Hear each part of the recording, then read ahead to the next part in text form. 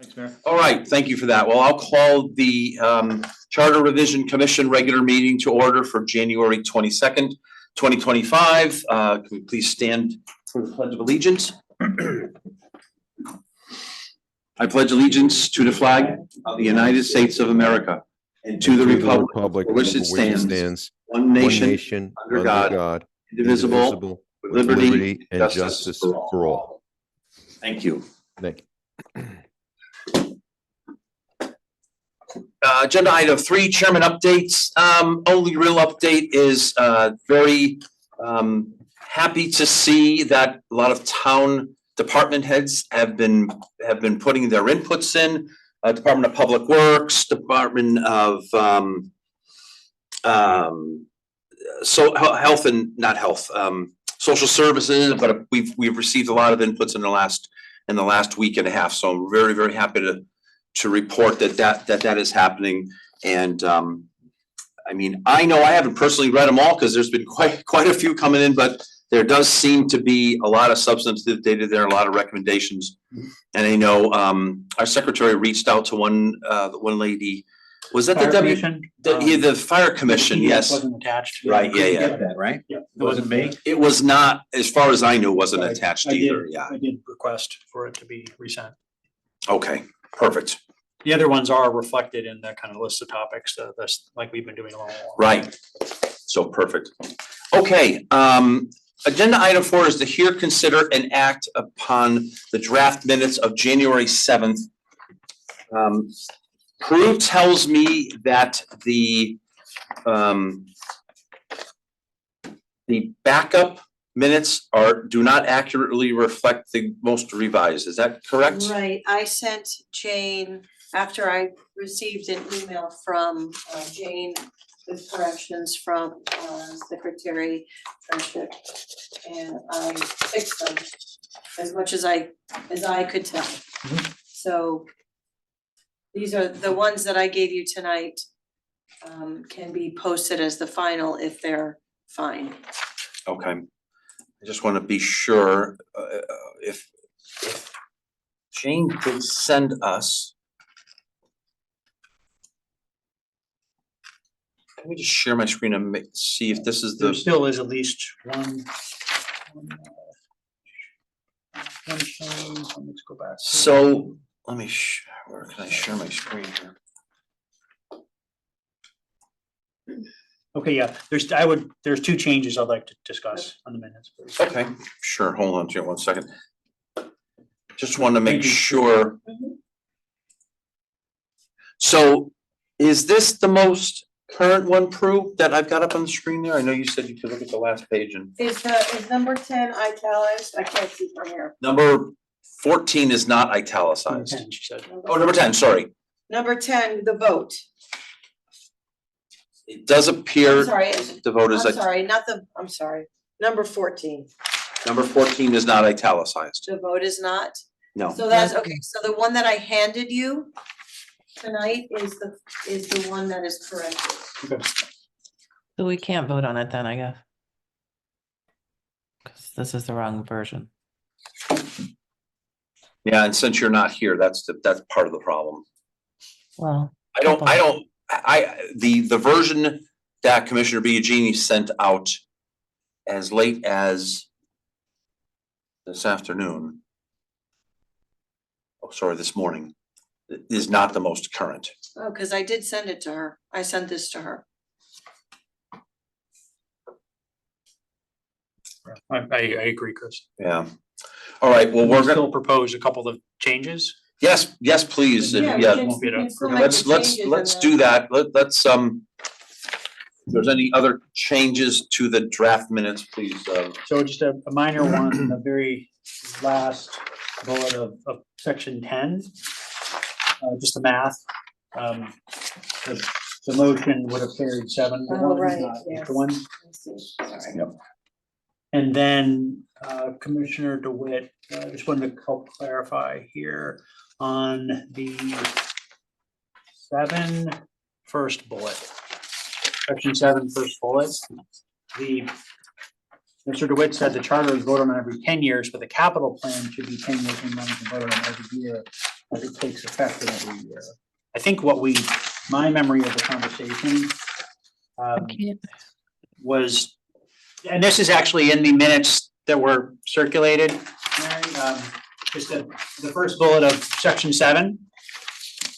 The timing of the charter revision is not relevant to the capital planning timing.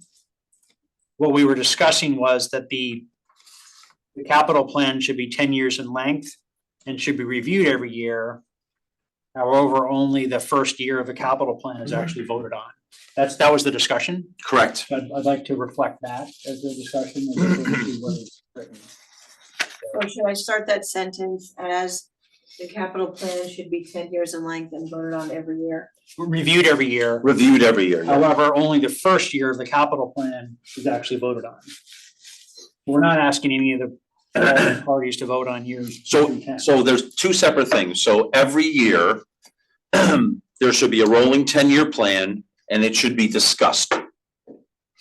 And so, end sentence. Then the first year of that new 10-year rolling plan is the capital plan for the current year, and that is then voted upon by all the bodies. That was the discussion. Yeah, this says that the charter is voted on every 10 years. That's the next paragraph, I think, is.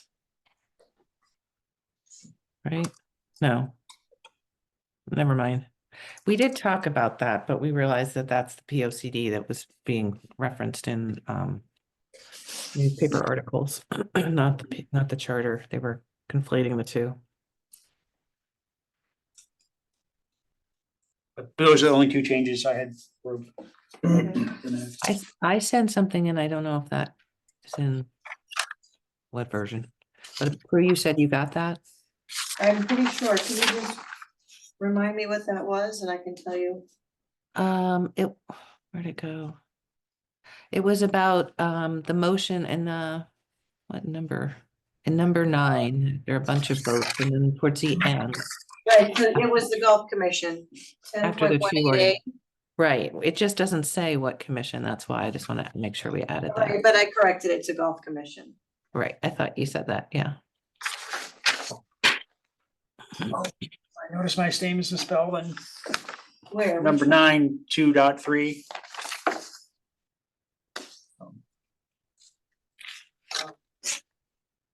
Sorry, I thought I corrected them all. No problem.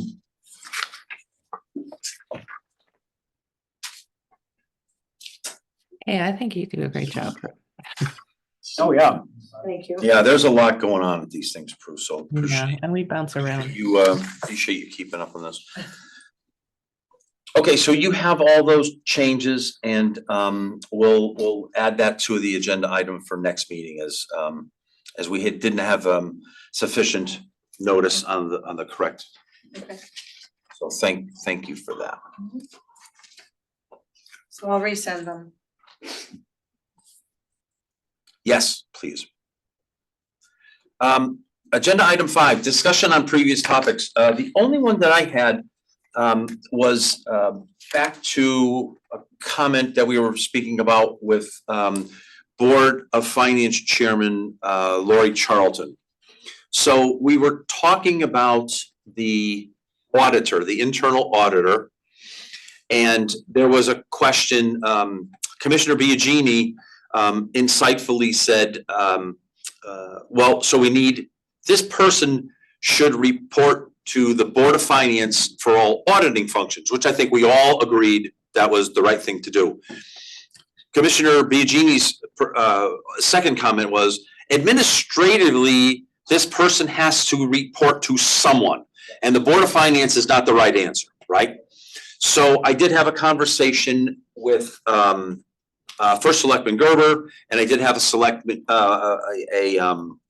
a discussion with Ms. Charlton, and everyone agrees that the report, as we voted upon it, that the reporting function of the internal auditor reporting to the Board of Finance is accurate. And they also both believe that the administrative function should report to the finance officer, as the finance officer is most most knowledgeable about what the tasks of the internal auditor would be. Now, the only, and we can wordsmith this however we want, to kind of get past Commissioner Biagini's point. Administratively should report to the chief financial officer, or whatever the finance officer is designated in the charter. If there is any issue with the finance officer, then that administrative function could then defer to human resources.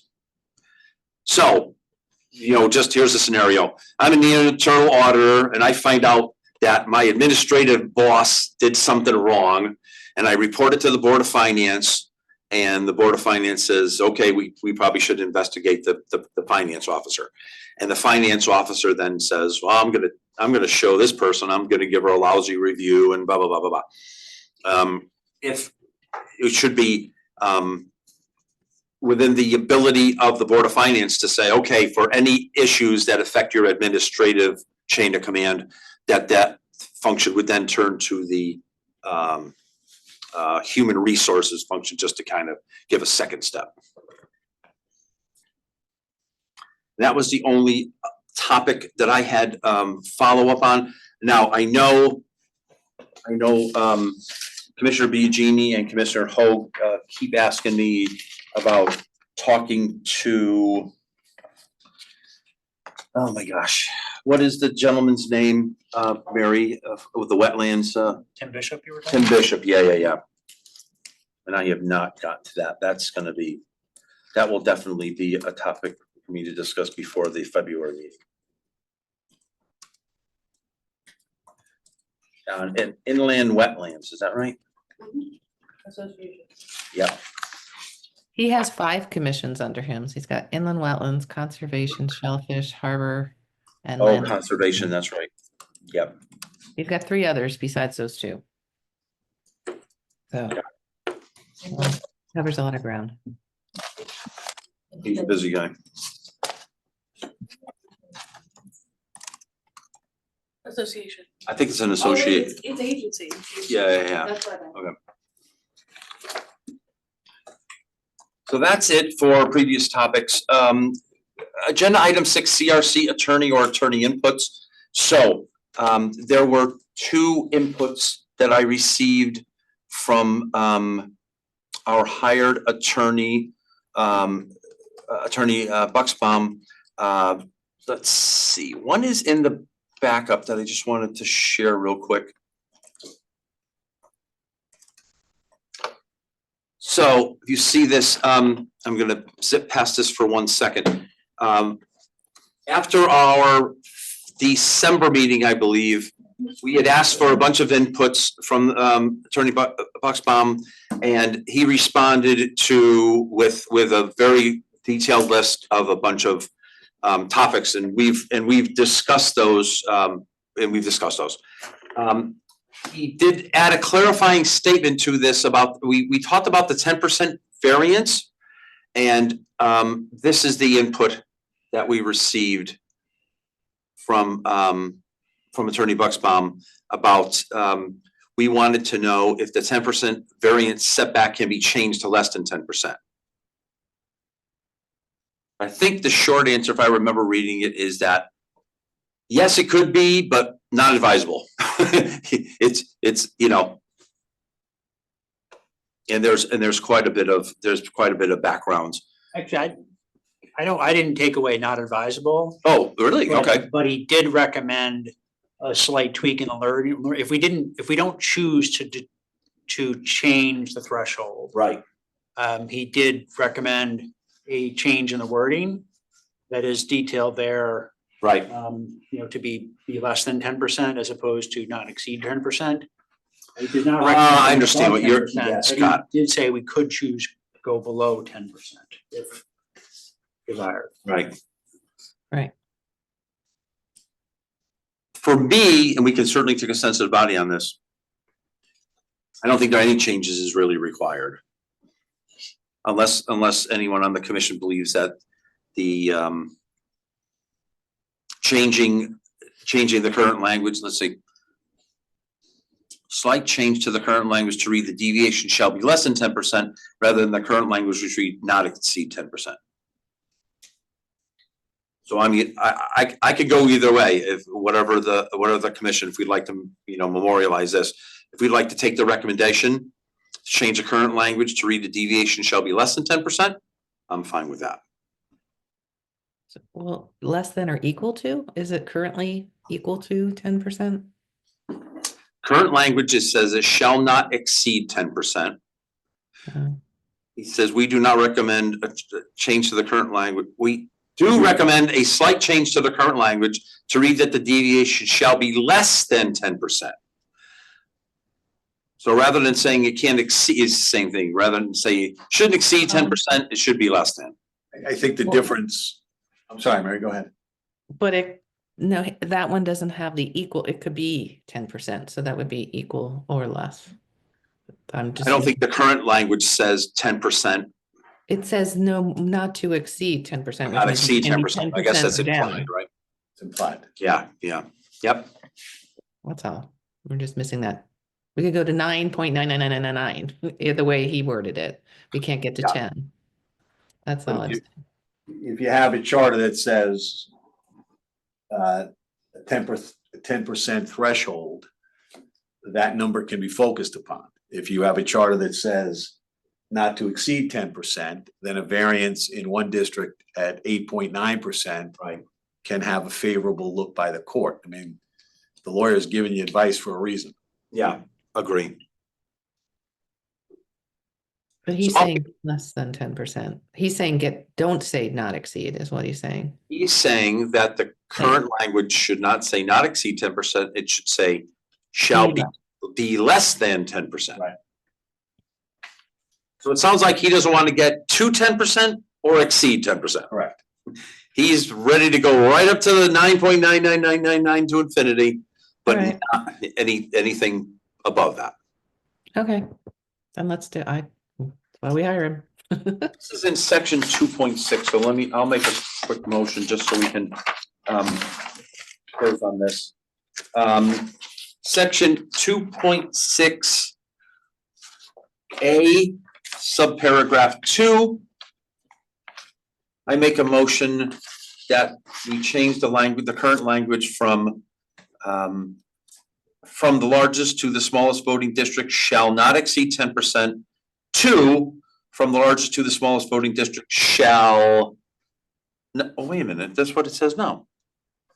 Right. That's current. Shall be less than 10%. Yes, oh, sorry. Less than. So, sorry, I'm getting confused. So my recommendation would be to change from what not to exceed, to change it to from the largest to the smallest voting district shall be less than 10%. Correct. Do I have a second? Yes, second. Commissioner McInerney, any other discussion? Mr. Blanco, you're good? All, yes, great. Okay, all in favor? Aye. Aye. Um, Great, thank you very much. There was one other topic and I will just want to make sure that I comment on Commissioner Hoag's comment. We received a comment late yesterday. I had talked to Attorney Bucksbaum about boards and commissions because I knew we were talking about it tonight. And I had also spoken to First Selectman Gerber about this. Under the topic of charter versus code. And I wanted some very specific clarification.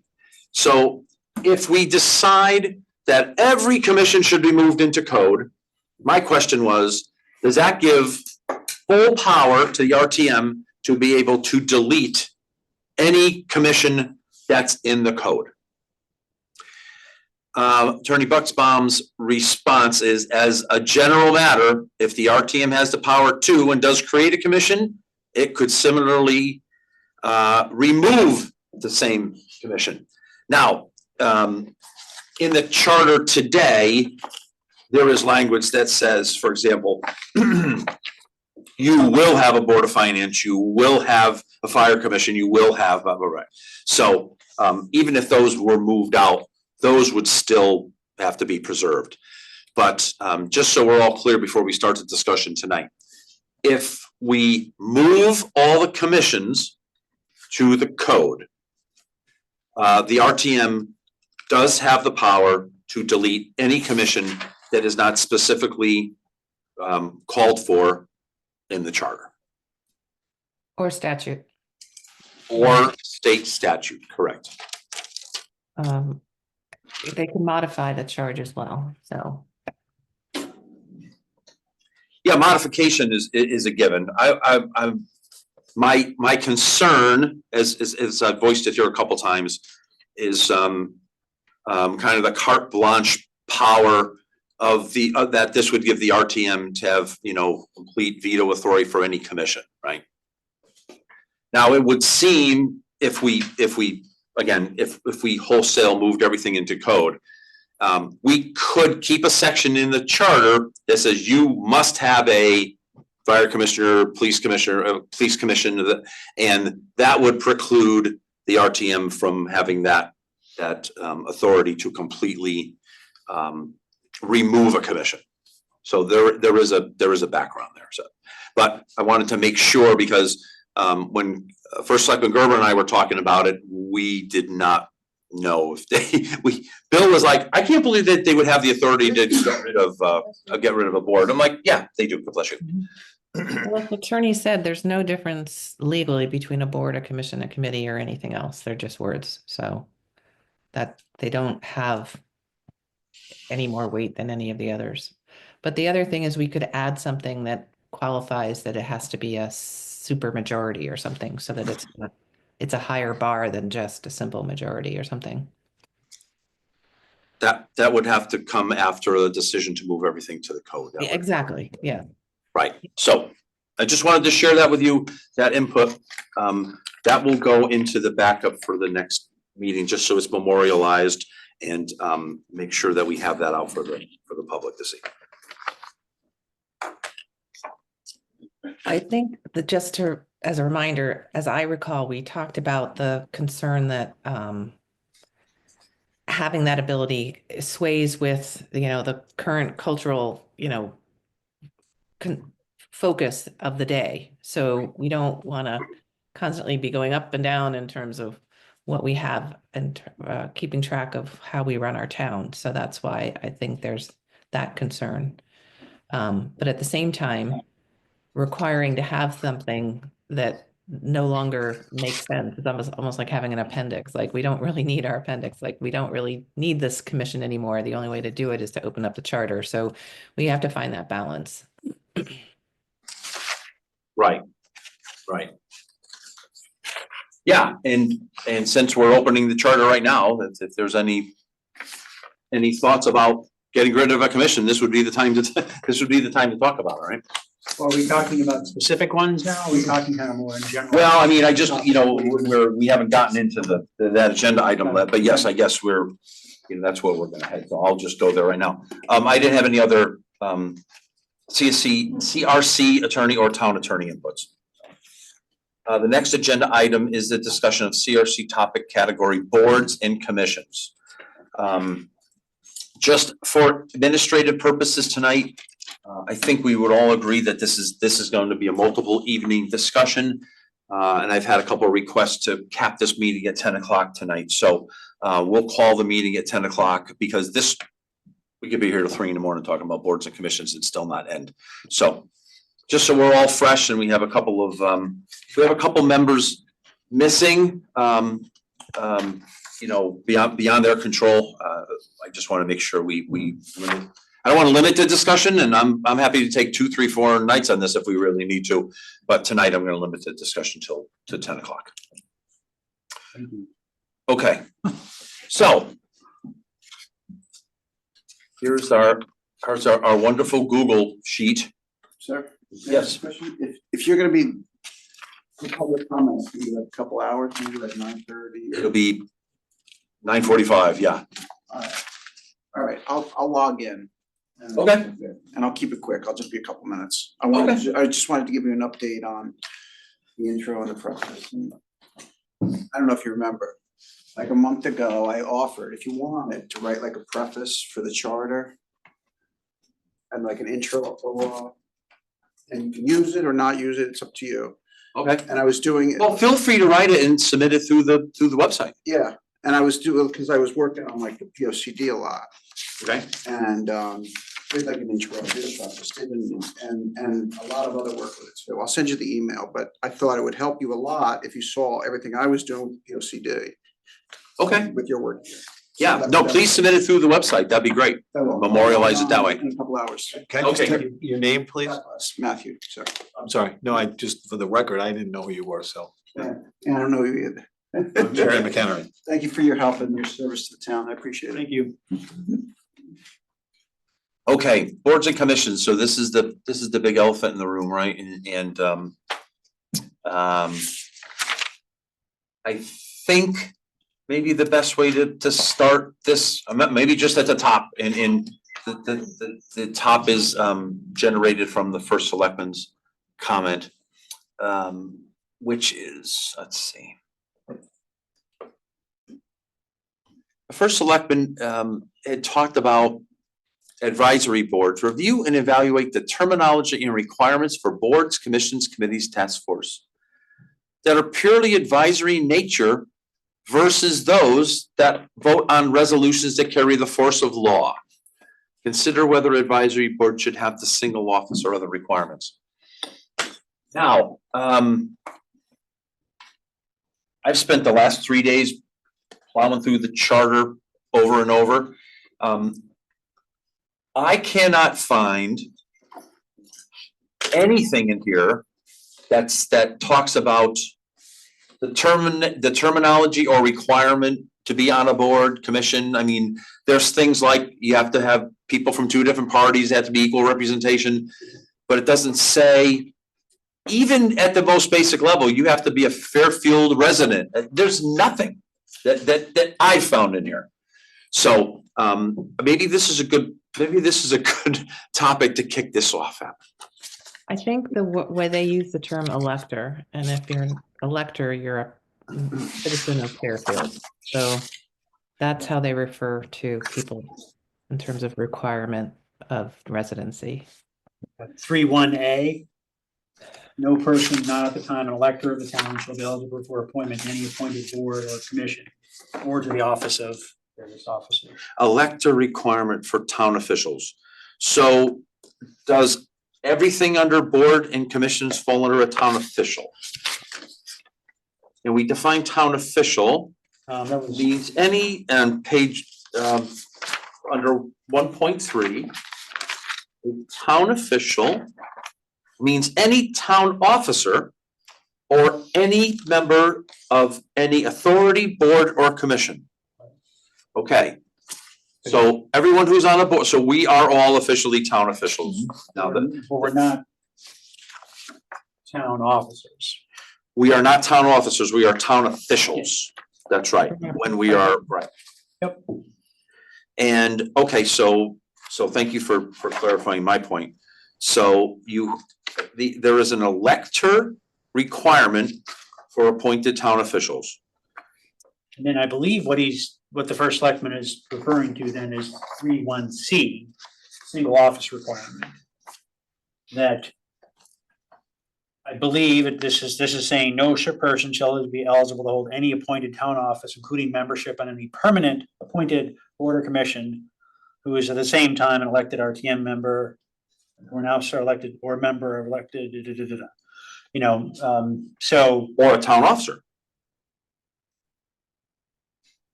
right. So if you're a town officer, which is defined as an individual elected or appointed to a town office, other than as a member of an authority, board, or commission. So I guess a town officer, so the fire chief is a town officer. He's appointed to a town office. He's not a member of an authority, board, or commission. So the fire chief, for example, could not serve on The RTM. commission. Sometimes they don't live in town either. That's a whole other set of, yeah, right. They have the requirement to live in town now. That's the requirement now. Yeah, you have to It is be an a- it is a elector. current requirement.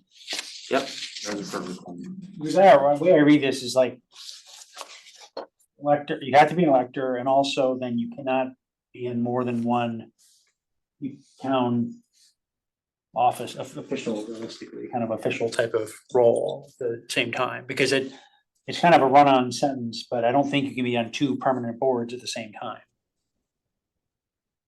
The way I'm reading this. Boards, I think that's correct. You could be on multiple commissions. Permanent, Elected, you have, not an elected board or commission. You can be an appointed board or board. Right, that's right. So you cannot be an elected member of the Board of Finance and be serving on this commission.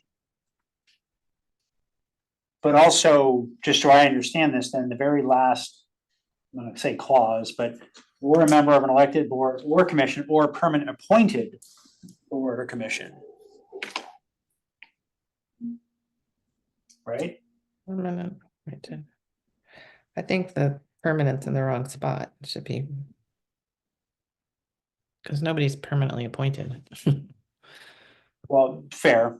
Well, I think appointed refers to the method of how the board gets formed as opposed to the individual. Well, no, if you're on the Fire or Police Commission, are you not permanent appointed board member? Right, but you're not permanently appointed, but you're appointed to a permanent board, I guess is Yeah, I just think Yeah, it's I- rubric in order. Yeah, joining is. But I think what this is saying is you only can be on one. And I think the first selectman's point is for those that are purely advisory in nature, should we remove the single office requirement? oh, okay, that, Because having said that, we're right. so He's looking to open this up a little bit, to make this a Right, I mean, little I said, broader. I don't know if like the Arts Commission has rulemaking authority. Let's assume it doesn't. Mhm. Then in theory, you could be on the Arts Commission and something that has rulemaking authority. If that were the case. That's the way I'm reading it. Mhm.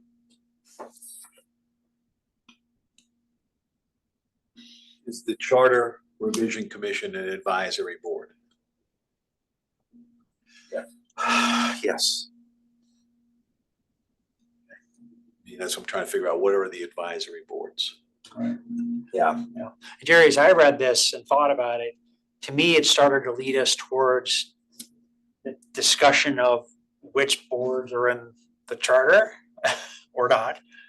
Right. Because I feel like we kind of need a way to really distinguish between different boards or commissions. What I kind of feel like is there's just no way we're ever going to assume that every board is in the charter or every board is out of the charter. Because there's going to be change. Mr. Brown, for example, sent an email today about like a stormwater drainage requirement, which you could read as implying that we need another commission.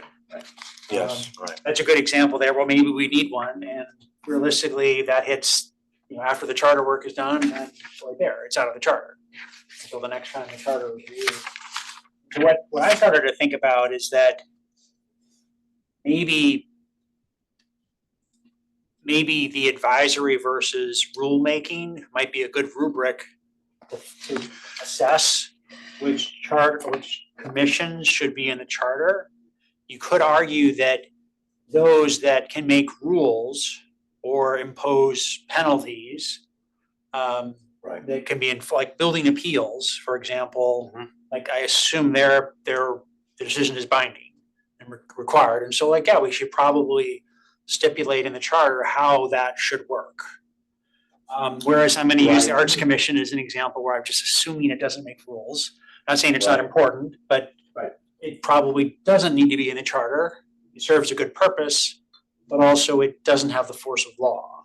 Right. So that might be a way to start to Yeah. differentiate maybe? Yeah, and you know, I'll send you to section 8.1. Because I think this differentiates it pretty clearly, right? Elected boards and commissions. There shall be a Board of Education, a Board of Finance, a Board of Assessment Appeals, Planning and Zoning Commission, and the Zoning Board of Appeals, period. All of those boards and commissions are not advisory boards, I would venture a guess to say, right? So I guess what the question is every other commission board other than those advisory boards? No, I would argue, because then I'd go to section 10, 10.1. There shall be the following permanent appointed boards and commissions, and lists 15 of them. Because to me, some of the, I'll go back to building appeals, that, or historic district, they, like the building appeals, I'm assuming they make a decision which is binding for a homeowner in the town, if he or Correct. she doesn't like the decision. Right. And likewise for historic district commission, they determine what can and can't be built or renovated within the historic districts. And so they have rulemaking authority in a way, which feels like that's one area where we'd want to, I'm not saying how they're written today is wrong by any means, but we want to make sure that it's clear how those will operate to ensure they operate fairly and equitably for our town. Right. Whereas the ones, once again, that don't make rules and enforce and create penalties and things like that, then maybe those are not the ones we focus on. Yeah. Oh, it's a hard one because Right now, is there an authority within the charter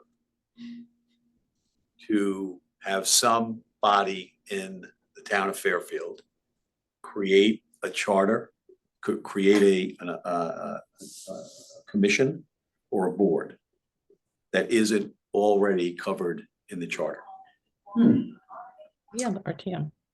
the RTM? Okay, that's fair. And they would have to create that through the code, but yes, so. through an ordinance, yeah. So the RTM, you have an independent way to create any body or commission that we need. So therefore, if it's not in the charter, but there's a need, it gets created by the RTM and then a code is assigned to that board or commission. So I've been looking at this Town of Fairfield Water Pollution Control Authority recommendation for charter revision. So there's a topic or a conversation to be had that we need to, the town needs a separation, whether that's what we agree on or not, Right, between the Department of Public Works and this Water Pollution Control Authority. correct. Independently, the RTM can create that. Am I correct, Mary? Yeah, well, right, but it currently exists, so it'd be modification, but it's in the charter right now. So it's in the charter now, right? Right. So in order to facilitate what Eric was talking about and what we're talking about in general, are we gonna designate those that are in the charter and then allow other boards or commissions that are out there to be managed and effectively carried out through the RTM and the code? And they're not in the charter. Is that what we're talking about? Well, I think in the case of the WPCA, I think what we're going to have to talk about is that would just be literally everything could remain the same. And we could say WPCA no longer reports to the Department of Public Works, now it reports to the first selectman. I'm making this up, right? Yeah. So I think in that case, it could just be an organizational chart change, right? But for anything currently, no, I guess that statement holds for anything. We change the organization for any commission and where it reports. Absolutely right. Philosophically, this January 21st letter from Water Pollution Control Authority is a well-written, well-thought-out letter. It certainly is. But in my humble view, all of this has no business in the charter. I mean, I looked it up.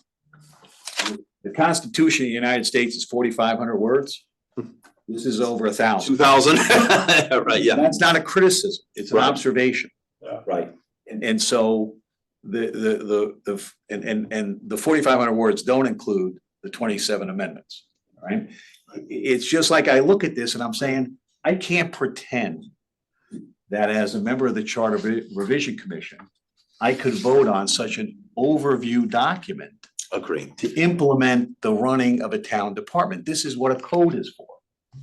I can create the code, I can create the department, Right. but do we want to get into the nitty gritty of what they're gonna do and how they're gonna do it? Yeah, Jerry, I couldn't agree with you more. Under complete disclosure, I was recently appointed to the police commission. Pretty Which excited. commission? Police. Oh, police, okay. Yeah, pretty excited about it. And as I delve into the commission, we have some great policemen, et cetera. One of the things I learned very quickly from the other, especially from Charlene Lebo, was that that the commission is required by code. After the state passed the police accountability law, it requires the commission to do certain things at certain times. So it's state regulated. So that was a pretty interesting component. And a lot of, and again, I just literally started like a week ago.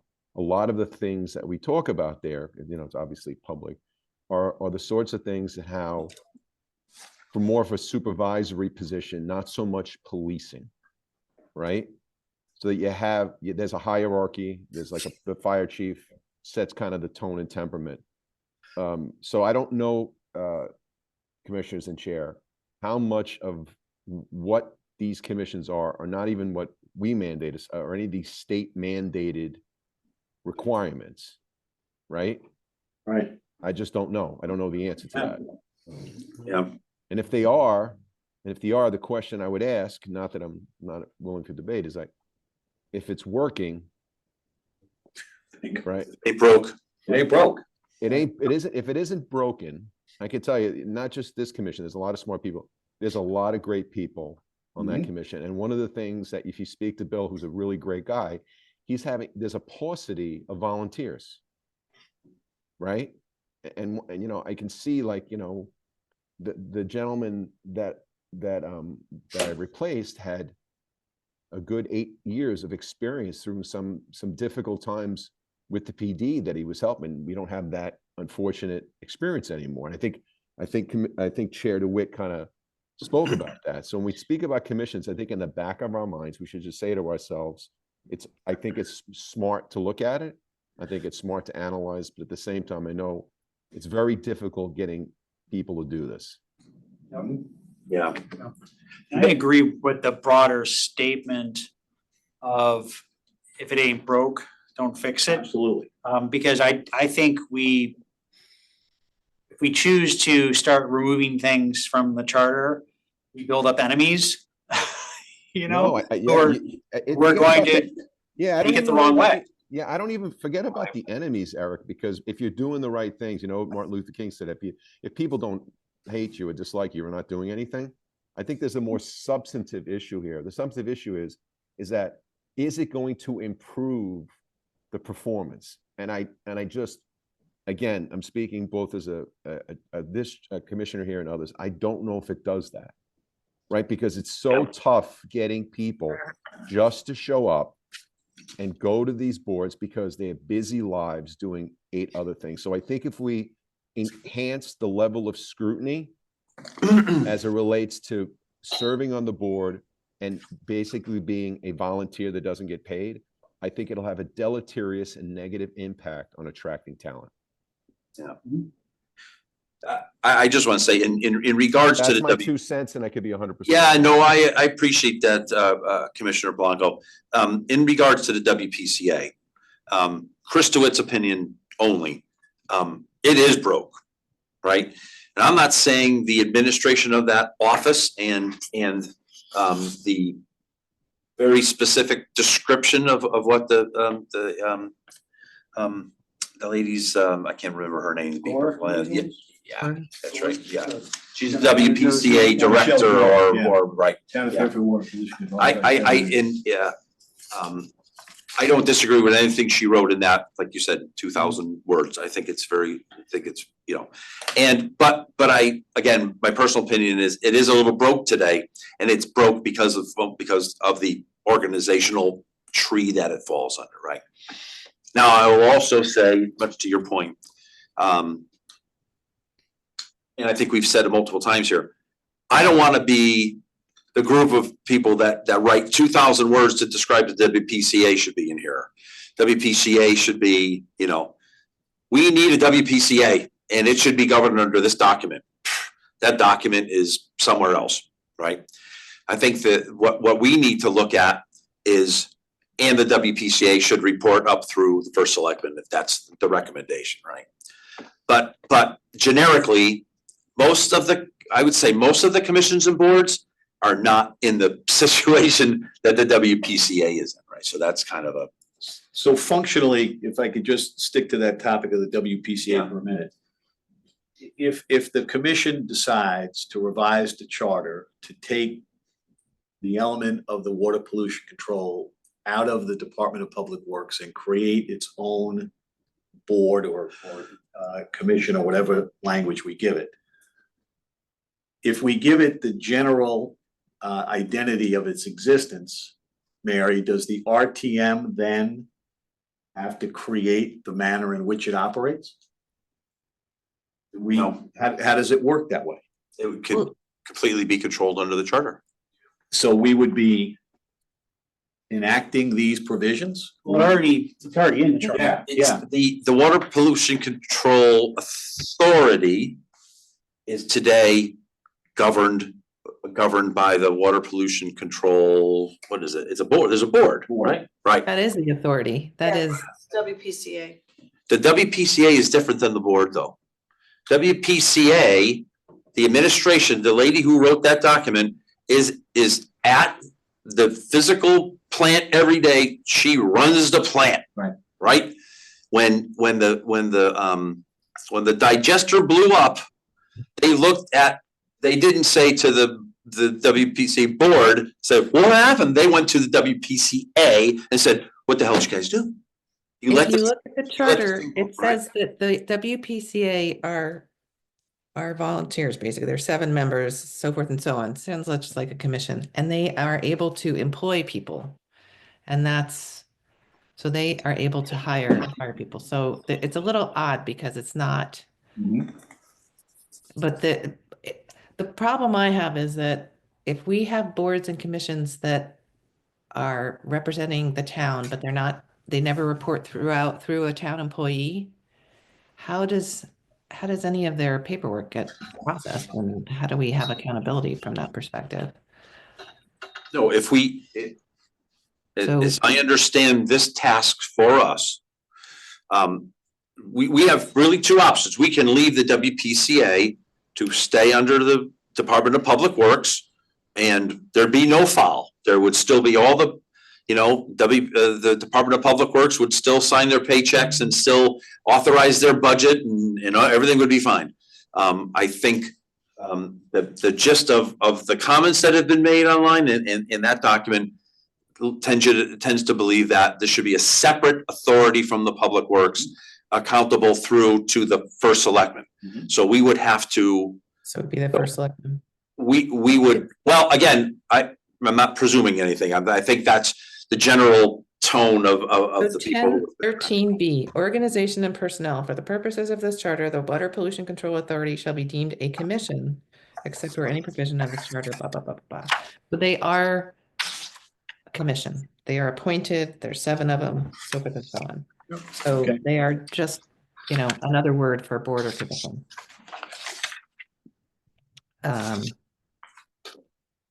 Establish rules, adopt bylaws, transaction. What section are you looking at? 1013. 1013B. Got it. May employ such personnel as may be required for the performance of its duties and may fix their compensation. So then, under C1 is where they report through the Department of Public Works. So they are not part of the government. They're not part of the departmental structure. If we want to give the first selectman, who is our CEO, which is what I've talked about in the past, the leeway to organize the structure of the employees, I think that that's reasonable, but the WPCA is a group of volunteers.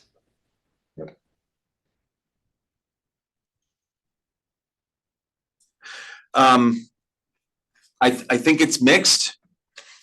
You know, when you say the WPCA shall have the power to plan, lay out, acquire, construct, reconstruct, equip, repair, maintain, supervise, and manage through the Department of Public Works, operate a sewage system. That is not a bunch of volunteers.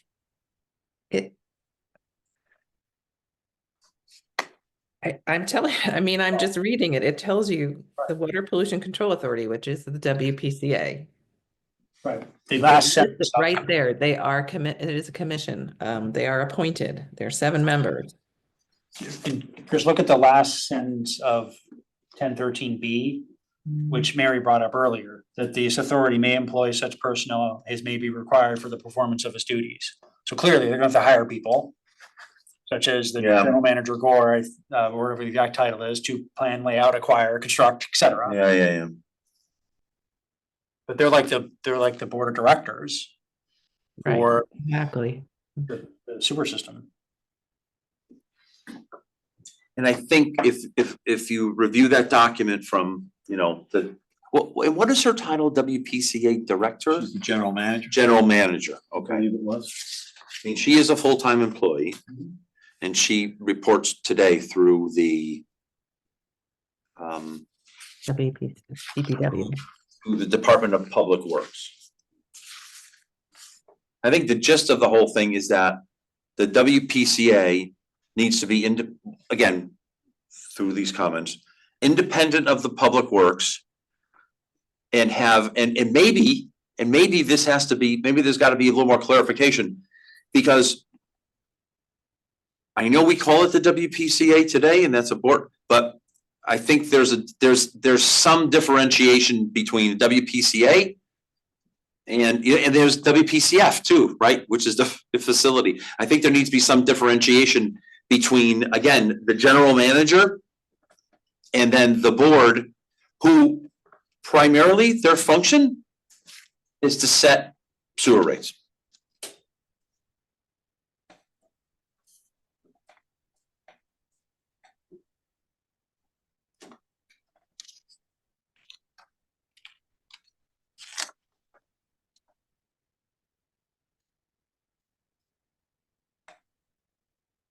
So I don't know how, we're a bit off on a tangent, WPCA, because I think that's gotta be, separate, but I'm still trying to reference back to what we're talking about here, which is the purely advisory versus the, What I'm trying to get at, I guess, Chris, is the fact that you've made the point of, you're kind of, I'm taking away from your comments that you want to get everything in or everything out of the charter. And my point is, I don't think we can do that, because next year there'll be a new one. But also, I don't think that's the best use of time to try to, unless there's a specific issue with one, then we talk about whether or not we should bring them in or out. But like, I don't know, no one's brought up Fair TV. Let's not talk about Fair TV then. I don't think it's in the charter. I don't think it needs to be in the charter. it's in the code. Great, it's in the code, perfect.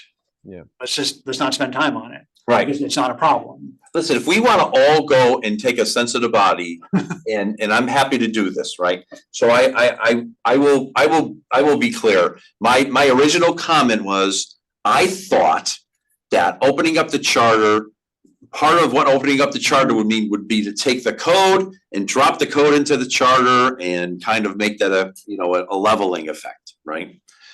I've heard everyone's comments. I've heard the discussion about taking everything out of the charter and moving it to the code, right? I'm perfectly happy right now to take a sense of the body that and I've got them all listed here, that the commissions that reside within the charter stay within the charter, and the ones that are in the code stay within the code. I'm perfectly happy to do that. I would just say, though, that I think if we've been asked to consider a change, then we should at least have the discussion. Right. As an example, there was one specific, Solid Waste and Recycling Commission. Yeah, isn't I agree Yeah, with so- Mary. I right. agree with Mary. Right. like that's a Should be able to specific cover it. request that we should consider moving solid waste into the charter. Let's have that conversation. Right. But also to Daniel's point about the change statutorily for police commissions, there have been other things like the Flood and Erosion Control Board now has to have a new name and has to do a bunch of other stuff that, you know, so there's things that we're getting from the legislature as well. So there's there's a Yeah, lot. those are definitely captured, both in Right. both cases, the police No, and.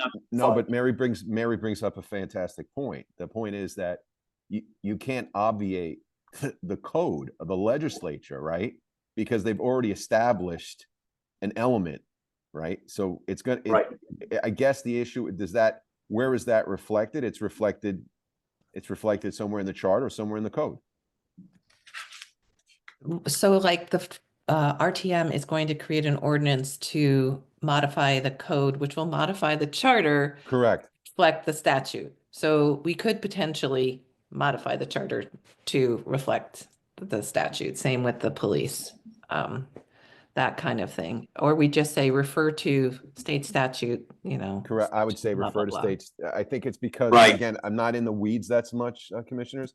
It's a part of the police accountability bill that passed, I don't know, 2 years ago. Yeah. I don't know the date of it, but that it was pretty prominent. As a requirement. And I 100% agree, with what we're gonna need to discuss exactly those points on solid waste and police. My point was that if no one has submitted testimony that we really should bring a commission into the charter or take one out, Right. let's not spend the time trying to move them back and forth, Yeah. because We're saying the same thing. I guess what I'm trying to say is, I'm fine not having a wholesale discussion about moving everything from one document to another document. But we're certainly going to have a discussion about individual as are brought up, right? could you bring up the sheet you had that showed the list of code boards? Like if we scroll up, like what actually ones are in the code then? So see this described in, Yep, okay, so yep, okay. so charter, if I can, charter, I'll charter. scroll down. This is a code. This is the beginning of the code. Affordable housing, arts, economic development, fair TV, harbor management. Shellfish. Town facilities, Facility. and then these are some of that I added late, but those are all of the commissions that are under the code. What do town facilities do?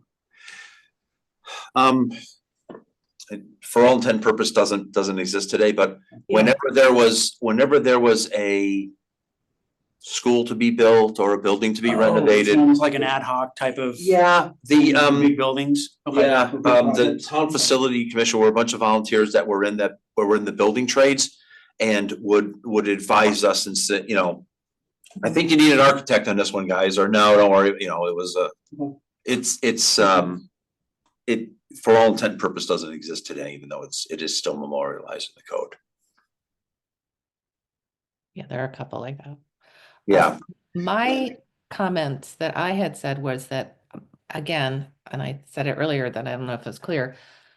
If these are volunteers, I mean, just to get paperwork processed, volunteers aren't authorized to have finance okay things. It has to be processed through a department.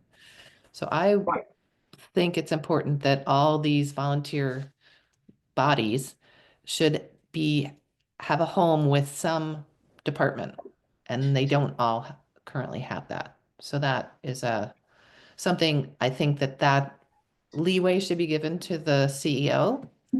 But we currently don't have that, and I think that's a recommendation back to for the Board of Selectmen or the first selectman, whichever.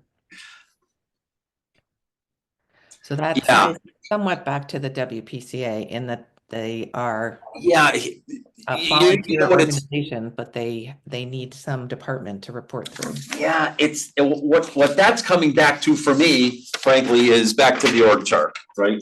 So we've got what I would call an ad hoc org chart that has been memorialized in a budget, last year's budget, and right now is inaccurate because it doesn't reflect all the offices there.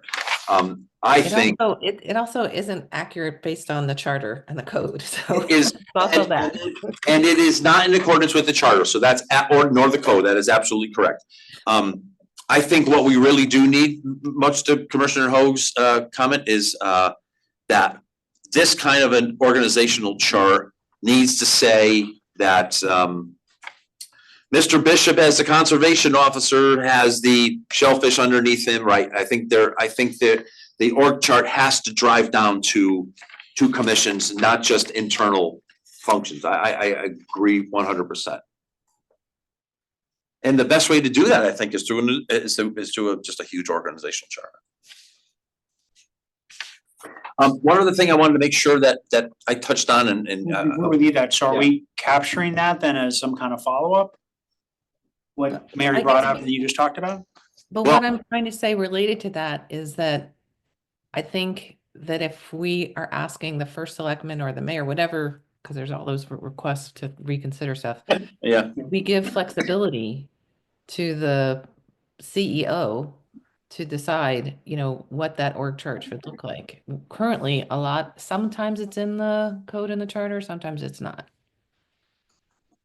Like the solid waste and recycling is in the code, reporting to the first selectman, does not report through DPW.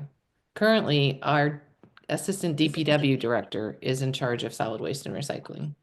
That's not how it was prior to him taking that role when Mike Zambrowski was here. yeah, We're that is not true. following our town code in that one example. Right. So, We're too specific, and I think in that regard. Same with the WPCA. Maybe the WPCA doesn't have to say who it reports through, what department, but it needs to report through a town department. One idea, Mary, could be that somewhere in here, we could just say something to that effect. That the Board of Selectmen will ensure that all permanent, appointed or elected boards and commissions have a home. That's not the legal language, but right, yeah, I would venture to say it's the first selectman in our current government structure, because that person is the CEO, not the board. right. Well, I'm happy to make a sensitive body vote, that I personally feel like that if we walk out of this whole process without a robust organizational chart stuck somewhere in this document, we've failed, right? Because I can tell you right now, when in making this document that you guys are staring at here, man, it was hard getting through who reports to whom. I'm still not so sure I got the whole thing right. So again, I'll make a motion, sensitive body, that the end product that we deliver to the Board of Selectmen have at least a template for an organizational chart that must include all commissions and boards and a reporting structure. That currently exists, yes. I second that. Yeah, and that would be, that organizational chart would be part of our recommendations in the draft document. So it could be a forward-looking document. It doesn't have to be, it has to represent what we want, that our charter recommendation is going to be. It would not necessarily have to represent what the charter is today. I think if we put it in our end document, it's in the charter.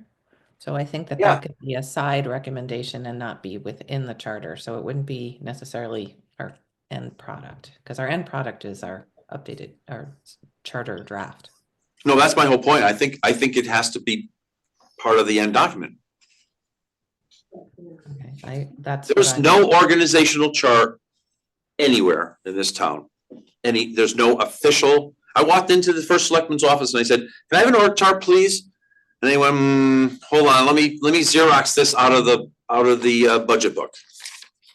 There's no official organizational chart.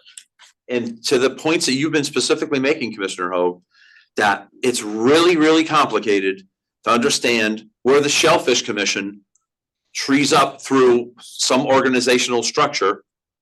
But I think it's important to understand that all of these commissions do have a path into the organization. Well, that's where I'm saying that description, yes, but to be so prescriptive, I think is exactly not what I'm saying, because I'm saying the CEO needs to have the flexibility. If we put it in the charter, it's stuck there until they open up the charter. That's my concern about having that in our end product as the charter draft. We can have it as a suggestion that there should be an org chart that is produced, and when there's changes to it, whatever, and you know, this is our idea of what this this org chart is at the current moment. But I don't know where my spreadsheet is, but I went through, same like you, and you know, these are more advisory groups, but they have no one to report through. And I So think your at that level- comment from before was, I want to make sure that all of these commissions have a home, Mhm. That are in the charter. that are in the charter and the code, right? Both, I think. Let's just address the charter, because that's what we're talking about here, right? So I thought Commissioner Hoag's comment was they all need to have a home. The vote that's on the table right now is the way to do that is through an organizational chart. That's all I'm saying. I think another way to do it could be, 'cause I do hear Mary's point, that on Article 10.1, maybe you either make it 10.1D or you add it in. Yeah, it's probably 10.1D, I guess. But you then essentially say to Mary's suggestion, the first selectman shall ensure that what are we talking about here? Permanent appointed board Appointed board, commission, authority and has department, right? has a home, that's the word, I'm not sure of the language, but has at least a dock into the Department. organization. Department, yeah, a responsible So- department or something. So we're saying that we're okay just saying, everybody's gotta have a home. We don't have to memorialize what their home is in here. Yes, that is what I'm saying. And Mary, you're not adverse to creating the organizational chart outside of the charter itself to give direction to what we've determined is the process now.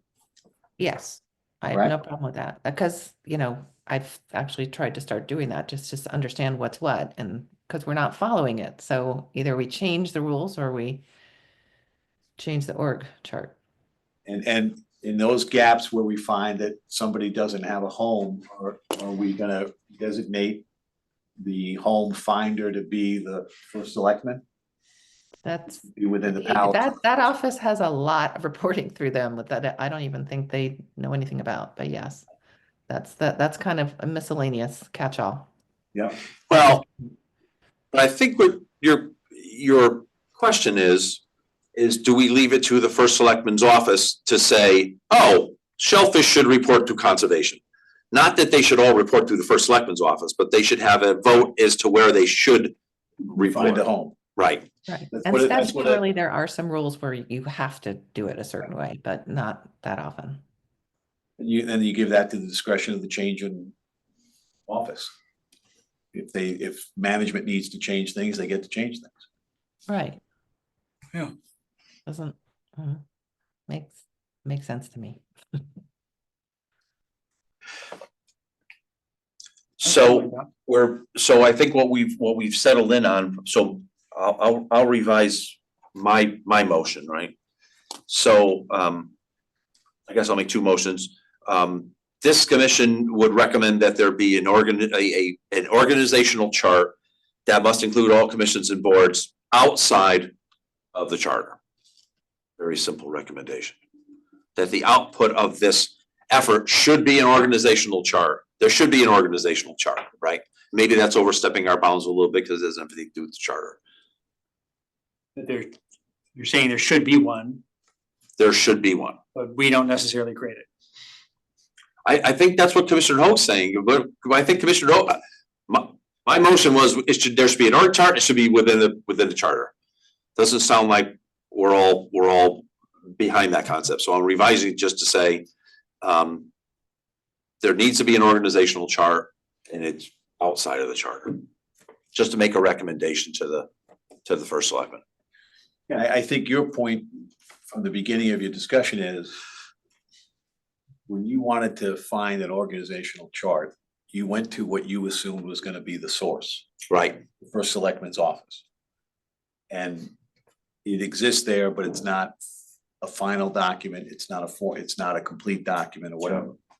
I think technically it doesn't exist, it but yes. doesn't exist. Right, And that's a failure that we're seeing as we try to look at the charter itself and how each of these boards and commissions operates. right, I think we should leave the responsibility in the Board of Selectmen, but we should direct out of the sense of the body that the office of the Board of Selectmen create this at the time that we are looking through the revision of the charter. And that within that charter, within that Organizational structure. organizational chart, Yeah.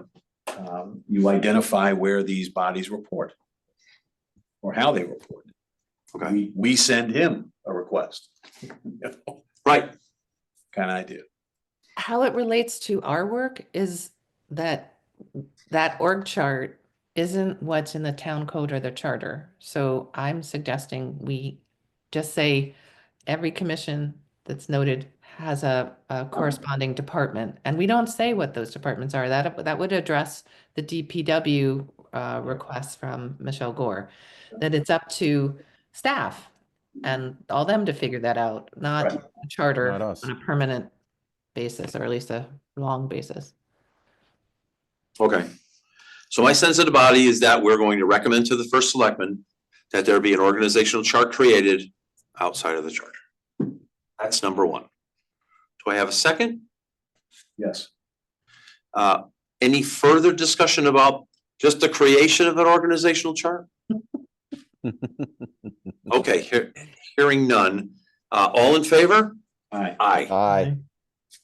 Aye. My second sense of the body is based on Commissioner Hoag's recommendation. It's kind of broad, but should be one of our goals that every commission within the charter have some statement about where the, you know, I'm struggling with the words like you are, has a home, right? You know, Has a corresponding department within. the- organizational reporting structure. Maybe that's organizational reporting structure. How's that? Well, but specifically that it has a staff person on, you know, a paid staff person to report through. And that's getting a little prescriptive, but I mean, so we'll just take Shellfish Commission, right? No, in the charter though, In the chart, that's good point. So, let's see, historic district, that's in the charter. right, I'm actually still sticking with the WPCA and saying that they do have a paid person. It's the person who wrote the letter, so that doesn't help. WPC is a unique animal in many different ways, and they're a self-sustaining budget, they have their own budget process, I mean, there's a whole bunch of stuff that makes them unique, right? But, so even Human Services Commission, right?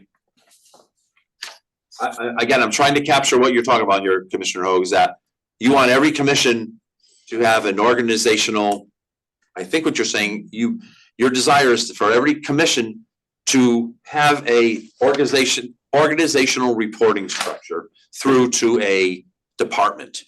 Mhm. Is that accurate? Yes, Okay, I'll make that motion. Anyone like to second that? me, I'll second it. Okay. Organizational reporting structure. Any further discussion? Yes, Prue. Is this It was change confusing. from the one that you just did for every commission within the charter has an organizational? No, complete, separate, two separate things. Okay. We took a sensitive eye saying we're going to recommend to the first selectman that he create an organizational chart for the town of Fairfield. Oh, for the town, okay, That will report down to the commission level. right. This specific sensitive body is to address Commissioner Ho's concern that every commission within the charter has an organizational reporting structure defined within the charter. And Commissioner Hoag seconded that. Yes, okay. Any Well, fur- I was saying be generic that they should report, they should have a corresponding department to report through. Commissioner Hall, I- could you give an example?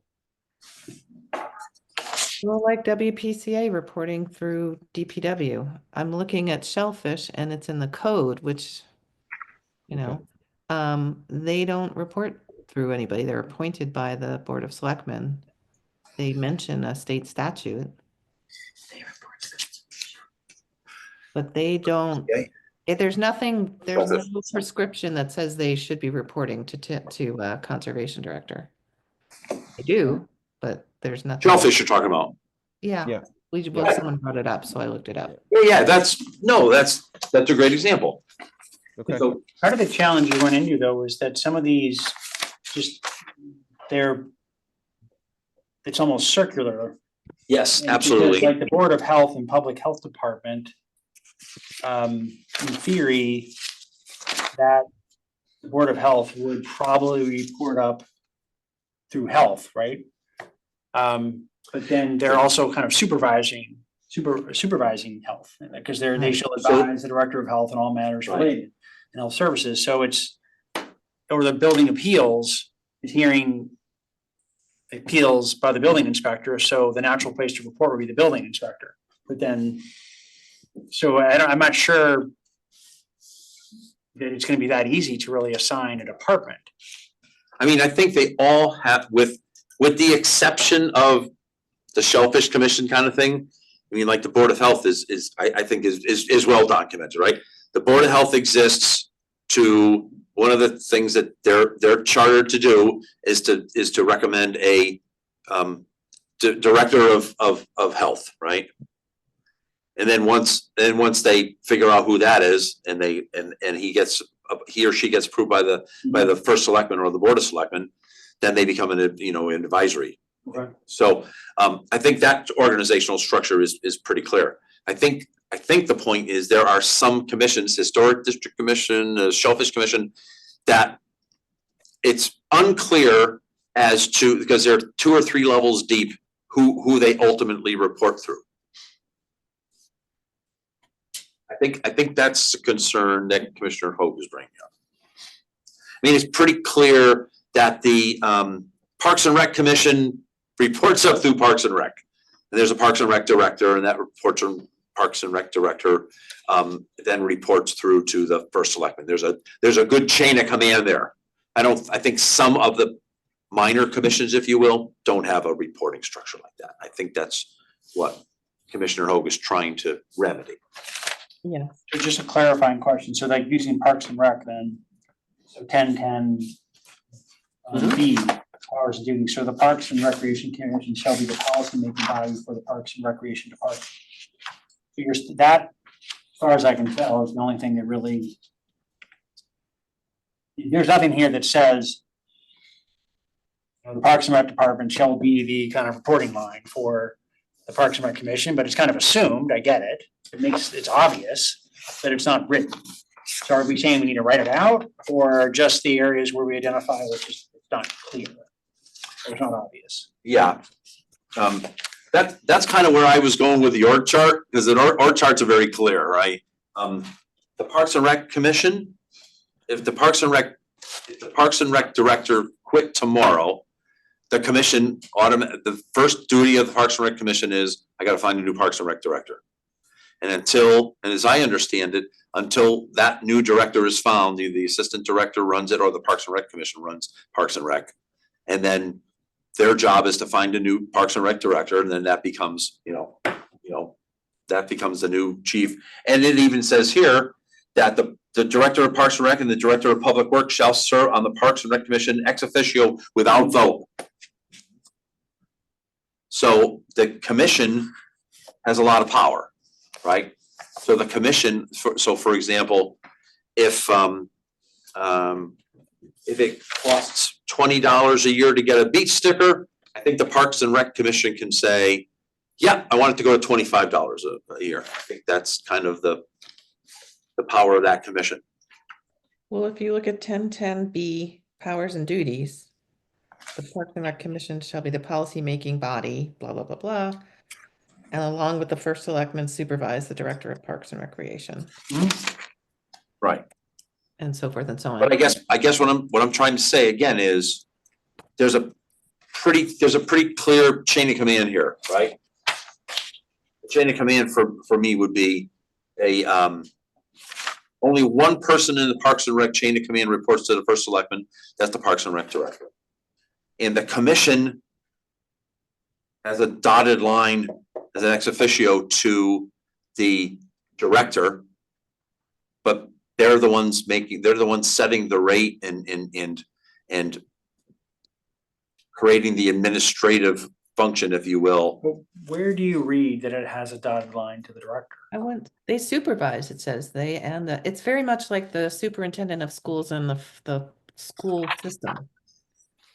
So the superintendent of schools does all the, operational stuff, but the Board of Ed does the policy.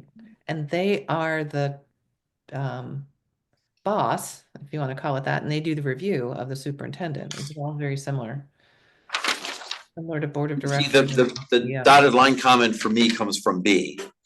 The Parks and Rec Commission shall be the policymaking body for the Parks and Rec Department. Shall, together with the first selectman, supervise the director of Parks and Recreation. So it sounds like the director of Parks and Recreation, I guess, reports right to the commission. Right. Yeah. Right. And that's Administratively, so this is one of these two-pronged things, right? Mhm. So for policy, for lack of a better word, the Parks and Rec director reports to the Parks and Rec Commission. Administratively, he reports to the first selectman. Right. Because to me, like, I would argue the Parks and Rec is not broken. Like, I don't know that we need to Those were my words. say anything. Yeah, I'm with you, right? But And that it same doesn't say verbiage, that's consistent, that's with the Board of Health, that's the standard. The way the code is for solid waste and recycling is that the solid waste and recycling personnel should be supervised on a policy level by the Solid Waste and Recycling Commission. So that, same with the superintendent and the schools, that's pretty standard in terms of how things are written, whether it's statute or code or charter. I think what Commissioner Tresik is trying to get at is what are we looking to change here, Commissioner Hoag? You made the motion that I had already offered was that there should be some department that any of these commissions have a corollary to, so that they have the ability to get through all the administrative processes.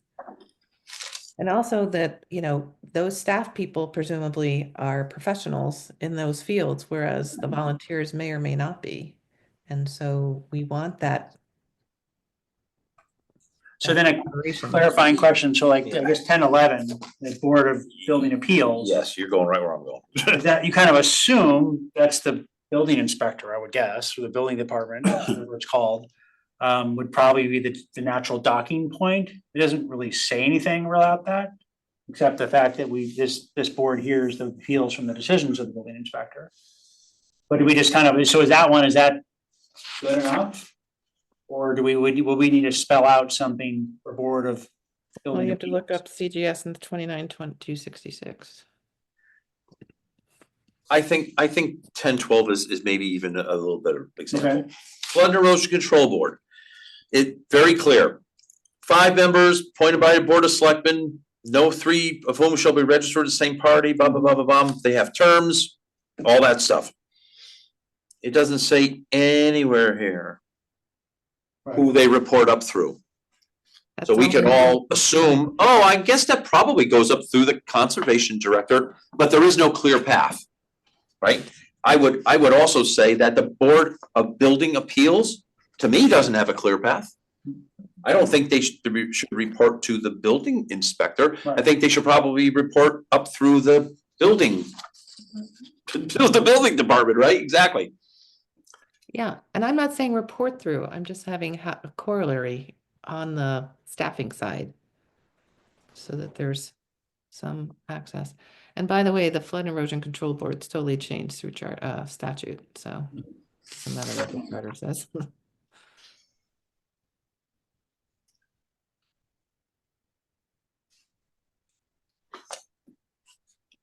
Yeah, I was trying to be not prescriptive. I was just trying to say that if there's a commission and there should be a way for them to work within the town staffing structure in some fashion, that there should be a corollary staff. That's right. I think the easiest way would be something around just an overall statement that the first selectman shall designate Yes. an appropriate department or a town officer to be the key contact for, Responsible for every commission? yeah, something like that. And we not legislate exactly what, but make sure. Yeah, I don't think we should be prescriptive. I'm trying to make that point very clear that I think that that should be up to the CEO, because it could change. The needs could change. And that's where we want to can add consolidate under, things. and we can add that under 10-1, make it D if we wanted. 10-1 D. We could add a new, I don't know, is that a paragraph or what, but essentially saying, Sure, I mean, support by town departments, the first selectman shall ensure that all specific permanent appointed boards, authorities, commissions, and departments will have clear connection to the appropriate line, department or whatever.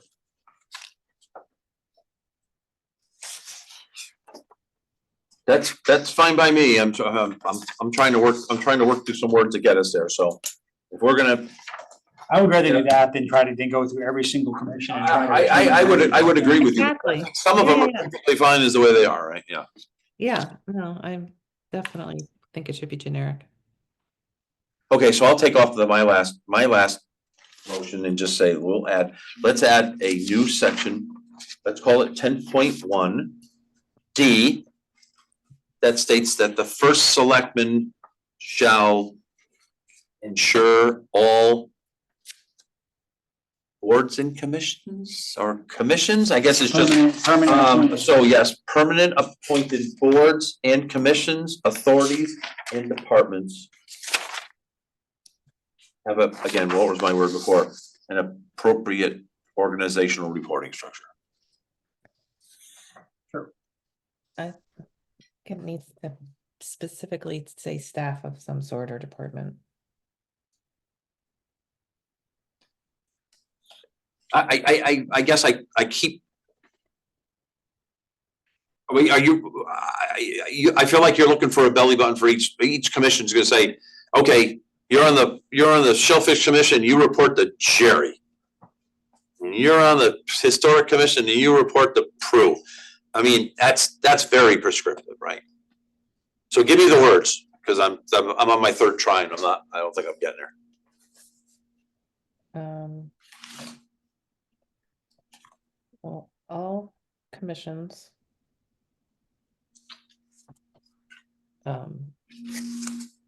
should have a corollary,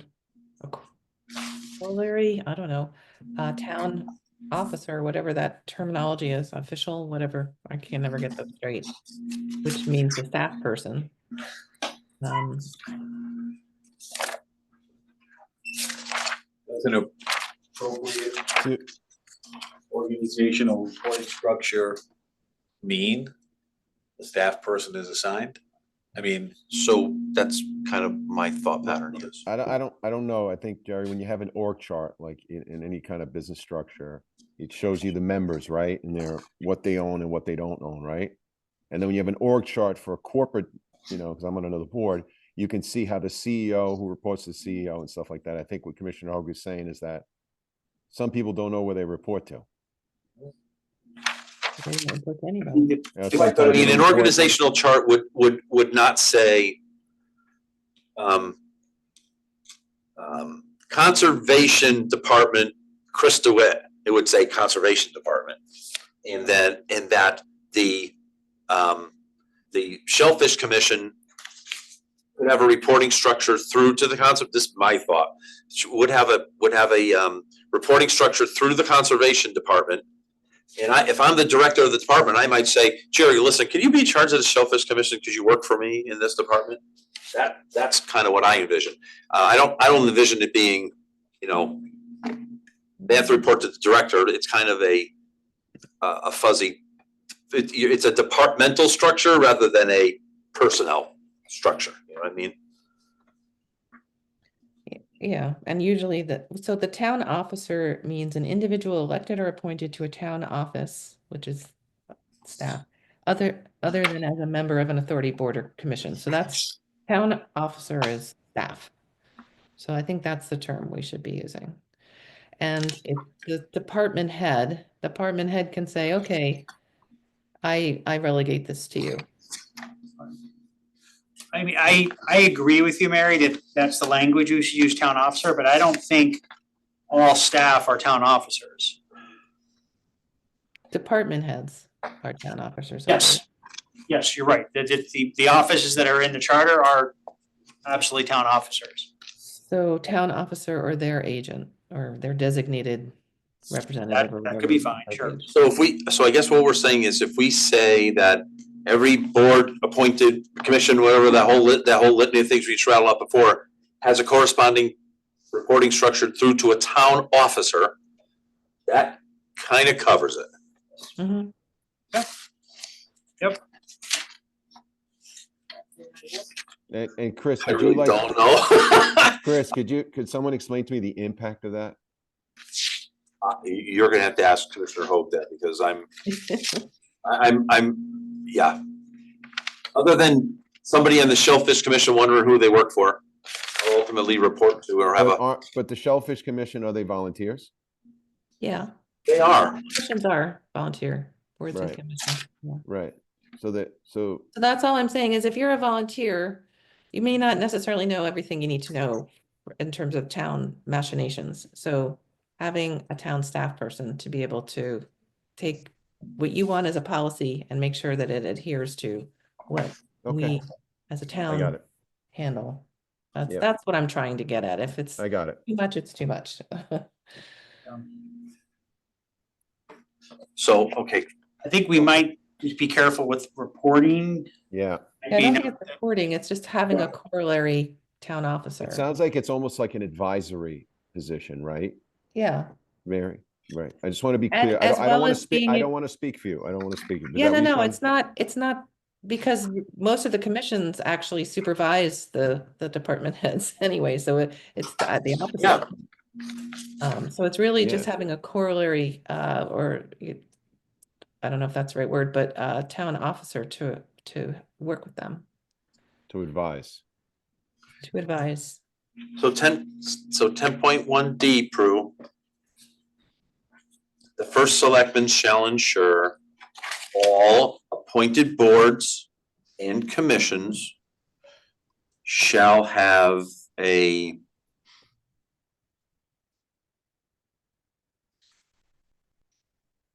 again, I want to use the word organizational reporting structure, That's what you Town have. officer. organizational reporting structure through or to a town officer.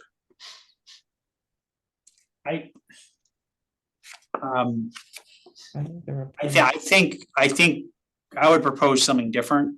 Okay, That please I do. think is more in like what Mary and Dan were talking about, but I think it's the first selectman shall designate a town officer to assist All appointed boards and Advise. commissions. Yeah. Yes. every That's permanently appointed board, commission, authority, et cetera. Great. Yeah. I think that's where we're trying to get to. I'll Yeah, second sounds like to advise. Yes. To advise, yes. Because the Yeah. reporting structure, I think, that will get into issues with the police and fire. That Yeah. reporting yeah, structure, And I have to obviously. where recuse there's or- yeah, and I have different, to- And I have to, obviously gonna recuse or abstain from Yeah. anything that you speak about, please, all right? Yeah. Don't wanna look, I would just do that, I think that's the right thing to do. Yeah, that is the risk when you have an overarching statement that talks about every board and every commission, right? Yeah, Because you're taking, you know, we're using the Shellfish Commission as an example, but you're also talking about the Fire Commission. There's a very, very, very, very specific reporting structure in place already there. just like PD. So unless otherwise noted in the Stipulated or charter stipulated, otherwise or noted as state statute, the correct, first selectman shall. da-da-da-da-da. perfect, that's a good point. Great, yep. Read it again, please. unless otherwise, No, Pro, you gotta get it, you didn't get it yet? Well, I will get it from the recording, I'm but joking, Prue, I'm joking. Prue. You're doing- unless we love- we- otherwise, unless love you, otherwise Prue. We love stated you. in the charter. Unless otherwise stated in the charter, Or state statute. Or- the first selectman shall Cri- designate Yeah, or state statute, or state statute. Please. thank you. The Commissioner DeWitt. first selectman shall designate a town officer To advise. for- to advise all appointed boards and commissions. Okay, thank you. Yes? Yes. Yes, Okay, can I have a second on that, just so we're very clear? I guess I should do that since I started this. Commissioner Hoagson, poll. any further discussion? Please, no. Okay, all in favor? wait, Oh, No. no, I'm joking. I think, Okay. I just, I don't know, I'm not sure if I should abstain, Chair. My personal opinion is no, Okay. you shouldn't, because we're talking about every board and every commission and, you know, so. Okay, So all in favor, please say aye. Aye. Phew. Okay. All right, now, does that take away, every commission within the charter has an organizational reporting structure?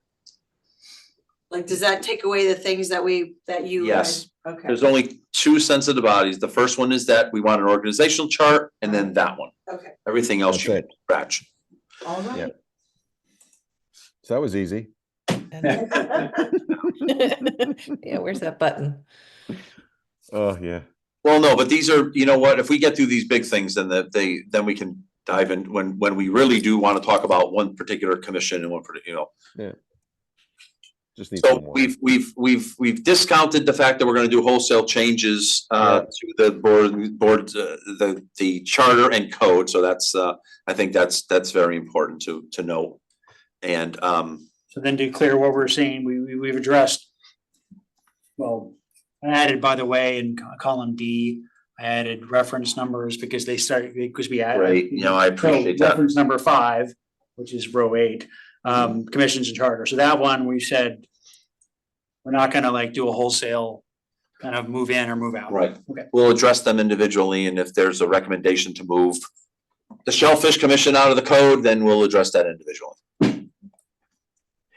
And just to put a bow around that whole commission code thing, the first selectman, when I was talking to him about this, he asked a very specific question that I couldn't answer, and I think it's one of the best reasons to not do this wholesale change.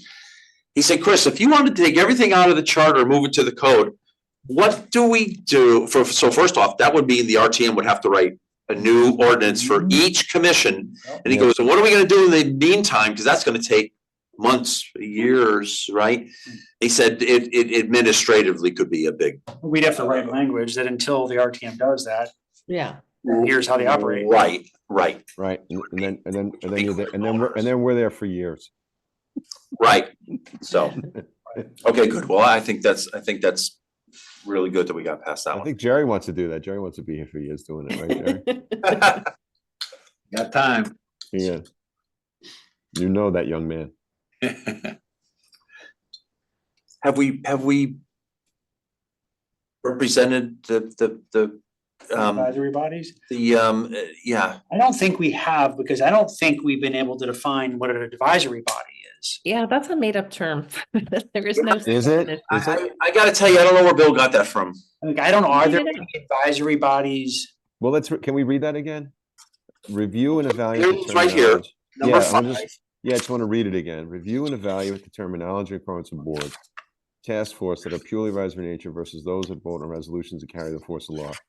Consider whether advisory bodies should have the single office or other requirements. I don't know what an advisory body is either. I also think- don't think the two words task and force ever are in the charter together. No. I think he needs to tell us which ones, or Yeah, at least examples. Yeah, agree. we need substance there. I don't follow. Which ones carry the force of law, for example? Do Well, we- that was my example where I thought whether or not it's truly law, but like the building appeals, like their rulemaking, they have the power to make a decision, which then I assume has to be enforced.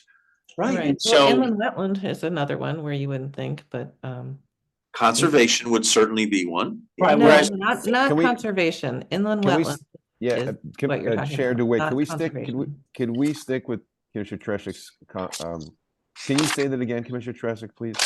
Well, I was thinking that the building appeals, as an example, they don't make law, but they enforce rules with consequences. Right, so the- So so- it's more so- than advisory. So the question that is begged there, right, is if they're enforcing the rules, where do those rules come from? State statute. Right, okay, so it's not like they're doing something wrong, right? They're looking at the statute, they're interpreting it and applying it, Okay, Or it could be, I guess, our ordinances, that could be. local. right, Let's or pull up- ordinances, I don't know. Well, let's pull on the Board of Assessment Appeals string, because that's an interesting one, right? So, I get my tax bill in a couple months and I go, I don't like my tax bill. I go to the Board of Assessment Appeal and I say, I don't like my tax bill and here's why, right? And there's an appeal process and the Board of Assessment Appeal says, Mr. DeWitt, sorry, you have to pay your taxes as they're written, or, yep, we screwed something up and you can pay $5 less. So I would call that the law, right? They're making judgments that are more than just advisory, let me put it that way, right? So you're not wrong, Commissioner, the question I think is begged again, is there a statute that they're pointing to? Right, is there legislation that they're pointing to interpret? I'm looking at the, town. I don't know, I'm site. asking a question, I want to make a statement. I don't think there is for an assessment, is there? I don't know. I don't know the answer. Well, we do have a state statute requiring us to do a reassessment of all town properties every 5 years. That is true. And that starts the appeal process, Yeah, And they make decisions. right? But I think the Board of Assessment Appeals makes a decision. They hire a firm and usually don't think. Yeah, but again, in my scenario, you know, all our properties gets reassessed 2 years from now. And I don't like my assessment and I come forward and say, I don't like it, I don't wanna pay that much. I don't think they go back to the state statute, to your point, Mr. Blanco, and say, oh yeah, no, this, you know, Formula, I think that. well, look, I think there's a formula, that's right. Yeah, it's formula. I'll tell you again, it's a very basic. New York State, when New York City went bankrupt in the 70s, they relegated all the power to New York State. So New York State now has taxing authority, right? So when you get a real estate tax bill in the city, which I own assets there, you'll see the mill rate, right? You'll see this, and it always has a statute attached to it of some sort. So I just, that's what I'm used to seeing, right? Now, does the taxing authority in the state have rights to change, you know, the capitalization rate so they can raise it? Sure. But I think that body has that power to do that. So all I'm driving at is that, does that body by state statute have the authority to do that? And if they don't, where do they get that authority? To They answer have your, it, it to is, answer your- I'm gonna put it in the chat. This is from the state statutes. So you're good, that's. man. You're good, man. You're good. So by state statute, we follow these rules. So they have to do it in March. There's time frame. I know there's a, I can't get to the chat, but I think the state statutes tell you when and how. They don't say you can only charge $5 or 10%. I think it's very much procedural. They hire a firm. to do it. You have to, you do have to hire an outside firm with certain accreditation, right? And what is, and That's what's a that? function of the Board of Finance. And what does that firm do? Establish the benchmarks from which they are to draw their judgment on what the assessment should be? I'm asking a question because I just don't know. I think within a set of guidelines, the Board of Yeah. Finance has to pay for this, pay for the Okay, so I maybe for I'm the getting there. valuation. Yeah, right? that's what it sounds like. It is, Yeah. can I, maybe it's the guard, maybe they make the guardrails, right? They give the road, here are the guardrails where you have to drive between. Is that what they do? They decide if they will have a hearing or not. well, they have an established set of guardrails. And then within those guardrails, then they go out and they look at your house and my house and everyone else's houses here and do a general assessment of the entire town. Got it. So they're physically doing something. This company that we hire physically goes out, sends out a card to everybody and says, are you good with this? Because if you're not good with it, we'll come to your house and make sure your basement's not finished or your attic's not finished or you didn't add a shed or like that.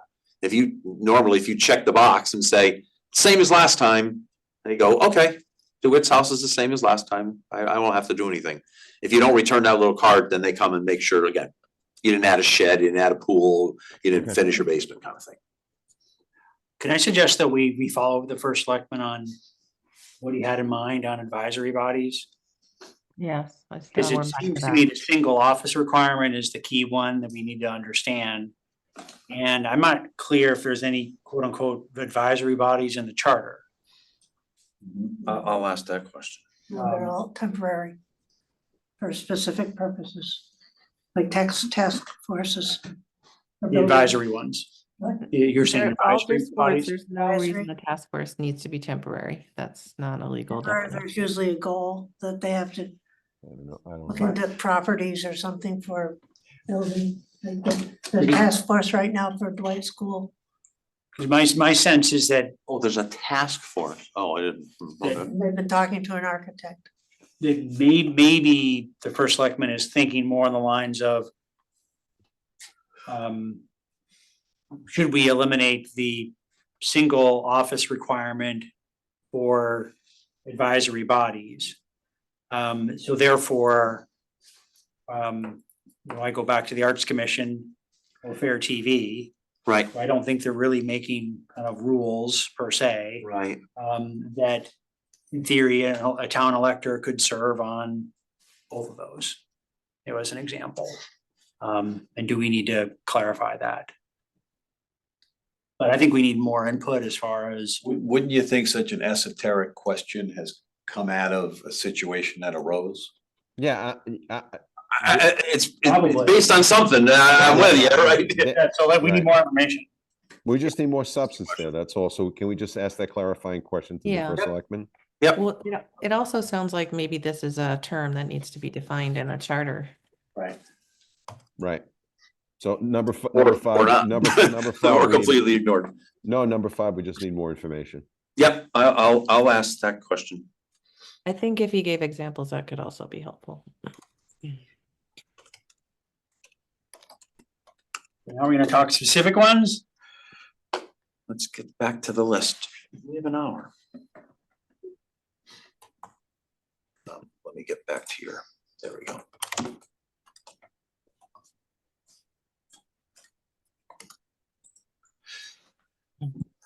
Are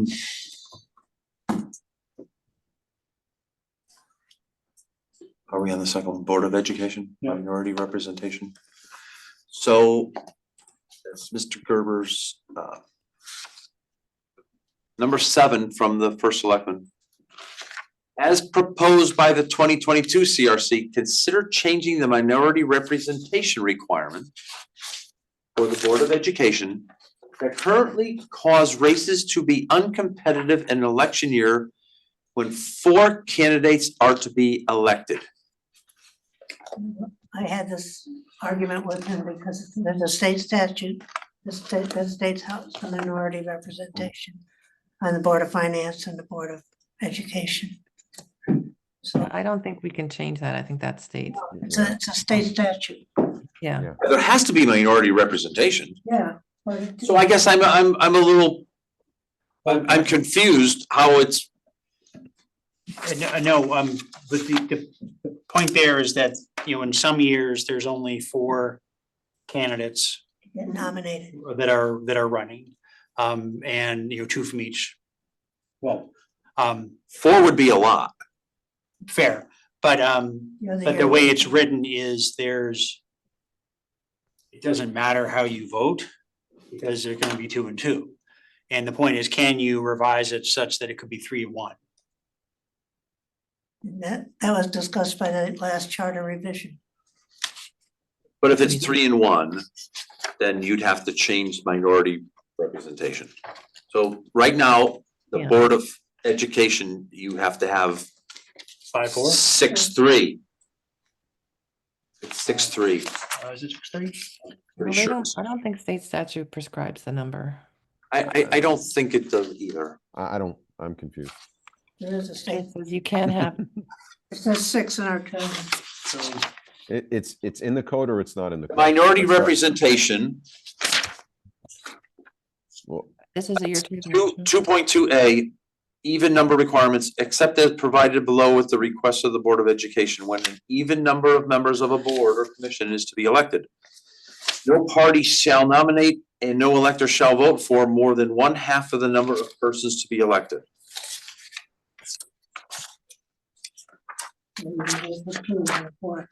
Uneven number.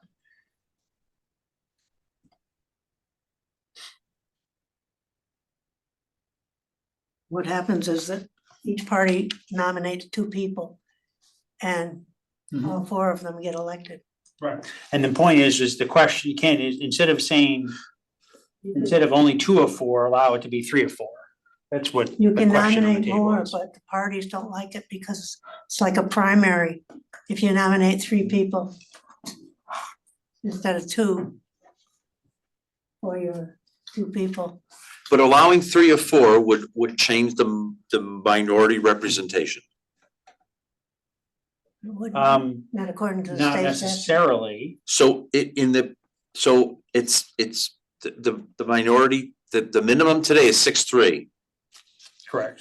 So unless you were running everyone from one party, you could never elect 3 people of the same party. No, but if you look at 2.2C, so I grant you that 6-3 is the maximum or minimum ratio, depending on how Right. you're looking at it. So, but you look at 2.2C.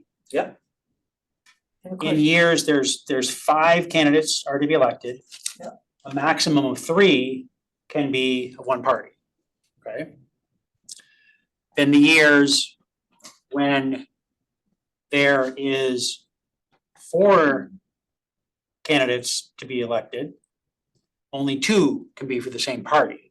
So unless there's like a resignation, some kind of resignation and replacement by an opposite party, then the math is such that the maximum, the way 2.2C is written, the maximum one party can get is 5, not 6, even though later in the charter it says you're allowed to go to 6. Oh, I see So what the you're saying. point is that in years when there's 5 candidates, you would still say, hey, 3 can be from one party. But then in the years of 4, you would say, hey, 3 can be from one party. And then mathematically, once again, assuming that there's not a situation where there is some kind of resignation replaced by the opposite party, which I don't know how that happens, would be the maximum you can have would be And they only run three- for a 2-year term or something like that, right? Yeah. 3 plus 3 would be 6, which is allowed in section 8 or something like that. I don't remember where. That's the question he's asking. Because right now, your vote is kind of irrelevant in the years where it's 4-4, or sorry, when there's just 4 candidates, because Yeah, I mean, it's not irrelevant because you're choosing among which 2 of the candidates of the party you support are being elected. Right.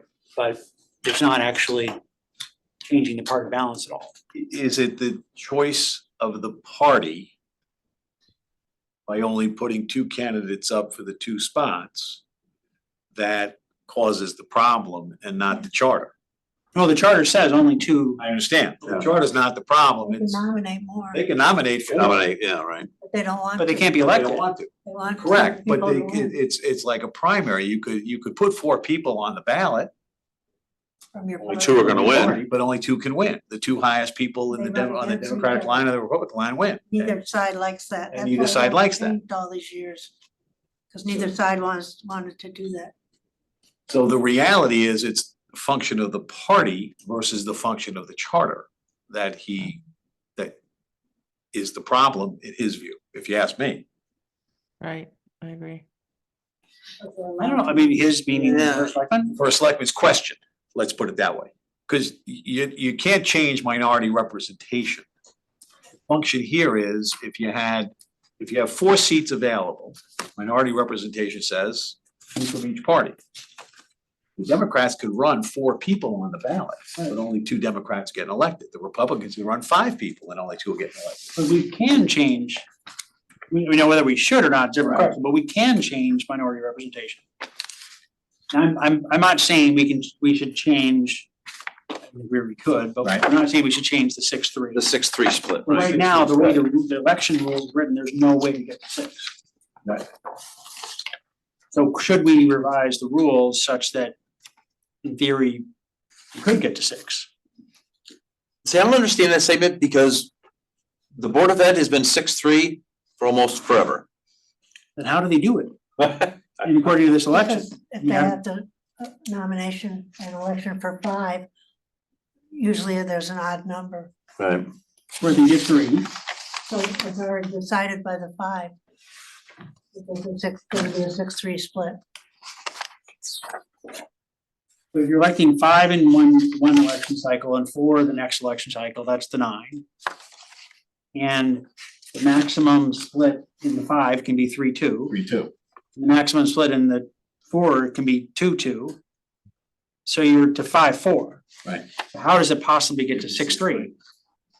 Right.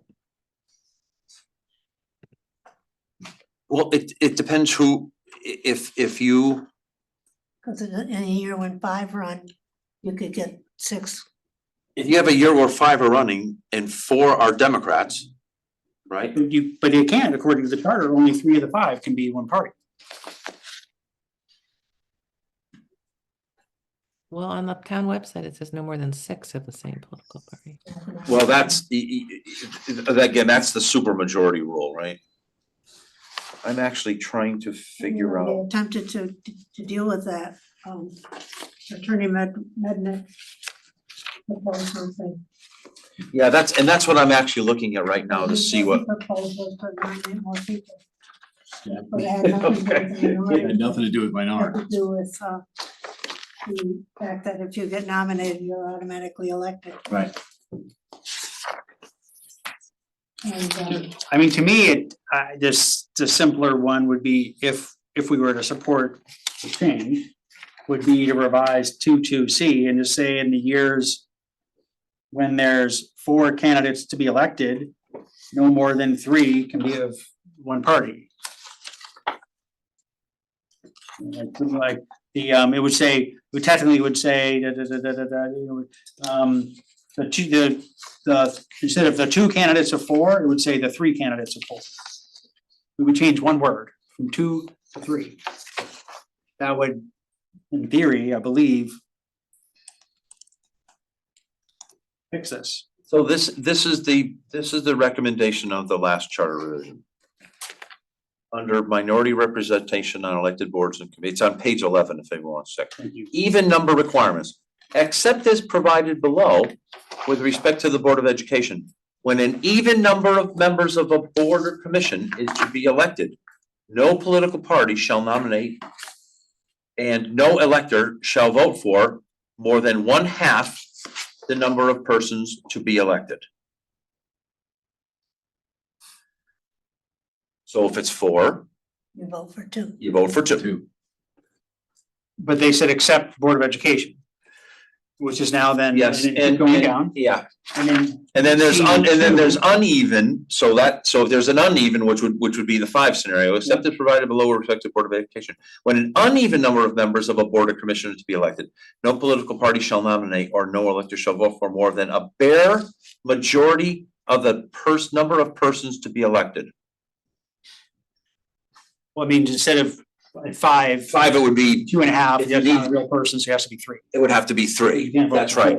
4 Or elect 4 from the same party. So if you're running 5 and you need to fill 3 vacancies, you can only vote for 3, you can't vote for 4 people, right? Okay. But then the Board of Ed is the next part. In an election where, this is Board of Ed, right? As it pertains to the even number, in an election where 5 candidates shall be elected to the Board of Education, the electors shall vote up to 5 candidates for the Board of Education. Each major or minor party, as defined by the general statutes of the candidates, may nominate up to 3 candidates. At such time as candidate representing one political party have been declared elected to 3 seats, 2 candidates not of the same political party as the party securing said 3 seats shall be elected according to their, such time a candidates have been included.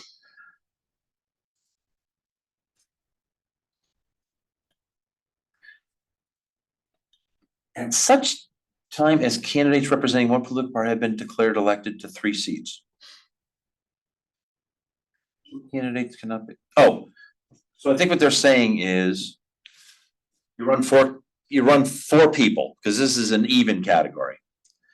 And once you count all the votes and the top 3 winners are named,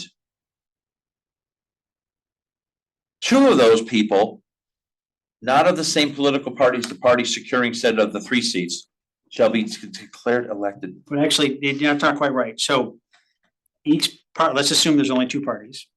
Each party may nominate up to 3 candidates. So there could be 6 people on the ballot. Every elector is allowed to vote for 5, up to 5. And then you just start with whoever gets the most votes.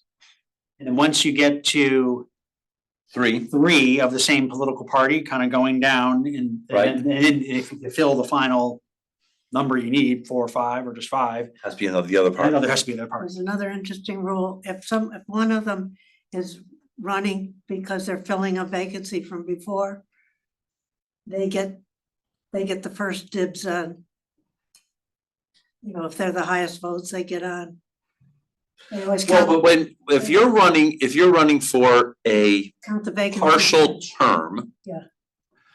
So if you're a Board of Education member and you have 2 years left and you decide I'm not gonna run, I'm gonna, give up my office and I wanna run in the place, you would run for a 2-year term, but that's a head-to-head election. You have to run against one particular person. That you don't come into the whole five mix. Okay. So if there was an opening for the Board of Education for 2 years. And you and I could run against each other for that one seat and our votes for the other seats don't matter. As a straight head up election. I'm just saying that when they count the votes, they have to count the votes up at somebody filling a vacancy first. This happened once because Jim Lee lost his position because it wasn't counted right in the election, whoever does the counting. He should have won. And he didn't because they didn't consider his filling of the vacancy to count that first. And he would have won. Okay. So right now, Chris, there's five, I just went to the actual current composition. There's- Right. There's five, it's a 5-4 right now. And my argument is the way the current charter is written, there is no way to get to 6-3 through a normal election. 5-4 is the, Today, yeah, 5-4, 5B, 4R. right. Oh, you're saying the mix of the board today? Yeah. Yeah, And my point is the way the rules are written, there's no way to get to 6-3. but we've been 6-3. 6-3, the last 10 years, it's been majority of the time it's been 6-3. Wow. They Okay, had to change the rules when they made a 4-year term instead of a 6-year term. That's when everything went wrong. so, Yeah, that's part of the complication, right? Because the Board of Ed went from a 6-year to a 4-year term, yeah. I mean, I would, whether or not we use the exact language of the 22, Yeah. 2022 or not, 2.4C. but I personally like the idea of allowing up to 3 be of the same party in the time when there's four Yeah, four but you're not a candidates. party member, that's why. If you were a party member, you wouldn't say that. I'll throw a question out there. Parties don't do it. If we do entertain this change, it better be a single question on the ballot. Might be. So what is, look at. It could be a holy grail question. 22. Yeah, It's interesting, we've not gotten any feedback, to my knowledge, that I've recorded on this from the public on this particular one. We do have benchmarking on it, by the way. I have to find it again, what it said, but the benchmarking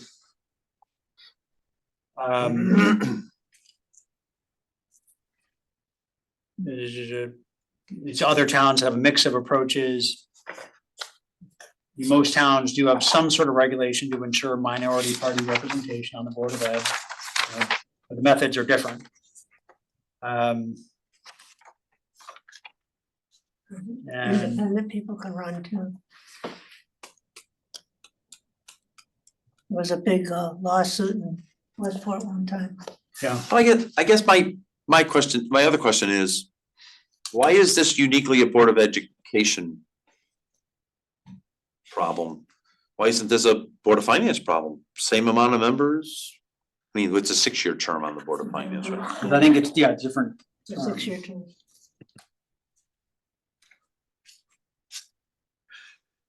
But for minority representation, I don't know, what does the term really matter?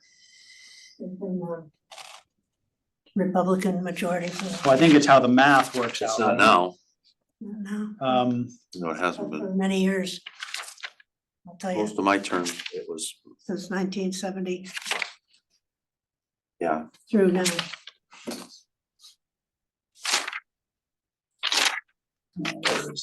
4 years ago it changed. Minority representation. 2A. Yeah, I find it very funny that under minority representation.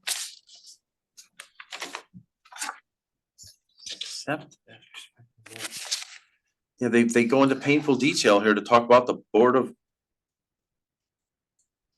Education.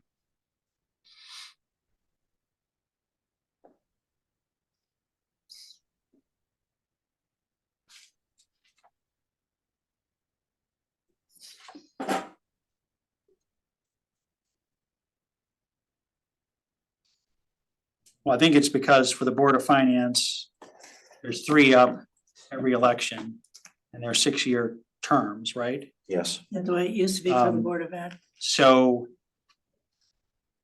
every election, there is going to be an uneven amount, because there's only 3 people running. And I think with minority Yeah, and representation. if there's someone running for less than a full term, then it's a one-on-one election, so that's why it works, right? Yeah, so. And because you have to have no more than a majority, the way they define it, it's always gonna be 2 to 1 every single election. No more than two people can be elected in one term, that's right. So yeah. mathematically, then 2 to 1, 2 to 1, 2 to 1. You know, now it might mix, you might, the parties. Well, that's how you get to 6-3, Yeah, right? you can get to You 6-3. get to 6-3, but it'll take you 3 cycles. Yeah, or it could be 5-4. But that's why you don't run into this issue, just because the number of positions up for each election and the term lengths. The math just kind of works. Under the present process, can you get a 6-3 in the Board of Ed? I don't see how. That's what I'm, There's been a 6-3 majority. wasn't there something changed? Is that what I'm hearing? So The terms? 2006, the term changed from 6 years to 4 years. Since 2006, I can tell you, there's been a 6-3, 6-3, okay. 100%. So somehow or another, Somehow it worked out. I don't know how. Can't remember. I don't pretend to know. But I would argue though that, so there's really two relevant sections, and I have to go back and find it again. Later, the relevant sections in the current, in the charter, 2.2C, that's what talks about the election requirements. And then in 8.2A, 8.2A, that defines the composition. The Board of Ed shall consist of 9 members, no more than 6 of whom shall be registered of the same political party. Like, that doesn't change. If we were to address the first selectman point. Right, that doesn't change. 8.2A You asked- stays as is. It's 6. The 6-3, right. What we would be changing is to C, I think it was, which would 2C, yeah. which would then allow in the year when there's only 4 candidates to be elected, you can allow a 3-1 rather than capping it at 2-2. Which is what the 2020 Yeah, revision. it's a different language, but same thing, yeah. Yeah. Because first selectman was endorsing that change, the 2022 change. When the 2022 charter was presented to the town, voted down for whatever, no direct reason, was this a controversy? Was it what? Was it a controversy? The Board of Education change? Yes, they asked, think some they people- asked Attorney Mednick to write the changes, and it's in here on page 2. What were the changes on the ballot as suggested in the charter revision, a big controversy? I don't remember that being a controversy. No. Not at this particular point, no. None of them were, there were too many issues. This was only an issue back in 2006. That was the main thrust for that charter revision in 2006. Main thrust in 2006 was, what was the main thrust Change terms. To change it to 4-year terms for the Board of Ed. for the Board of Ed? And We changed a lot of things then. We changed the term. We of changed the office. terms for the First selectman. first selectman as well, and the board of selectmen, that's right. Many Yeah. changes. I don't think they could have educated the public, although a lot of people were involved and they watched like those people. But my question, Judy, or in general, my recollection of the ballot question at the time, change to the dynamic of the voting for the Board of Education was not a major issue being discussed to vote down the charter. No, That's correct. So, but it was discussed yeah, and changed. And then I think it was in 2.4. But I will say, this is all starting to tick and time me. The town of Shelton has tried to revise their charter. I think this is the 5th time. yeah. And I think it's the one issue that was on the ballot was this. It was the majority, the 5-4 versus 6-3 term. Yeah, That was their only voting item, I think, and it went down. It did not pass. But I come back then to that question that I think in discussing it earlier, and I think Eric's on board, under the present rule, you can't get a 6-3, it appears to me. You can only get I mean, 5-4. I'm trying to work the math in my head and I can't make the math work either.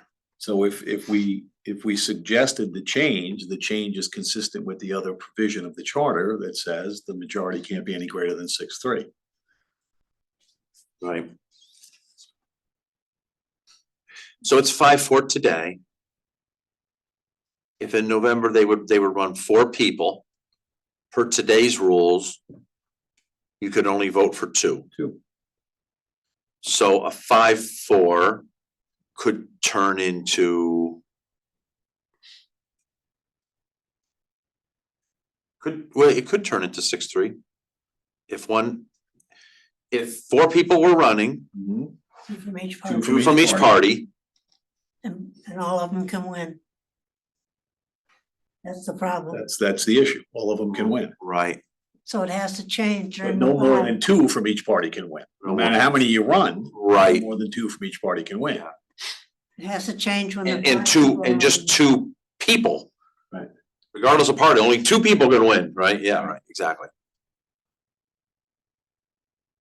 I mean, in answer to your question, Jerry, I just went back to the Fairfielders for Good Governance, kind of one of the vote no pieces, and kind of looking at it. There was some pushback, but it seems to be, as I quickly scan it again, it seems to be more the fact, the language around how many candidates each party can nominate was more of the issue, that there was a concern around potentially they're like in the 5-seat example, currently, in theory, both parties could nominate 5, so there'd be 10 candidates running.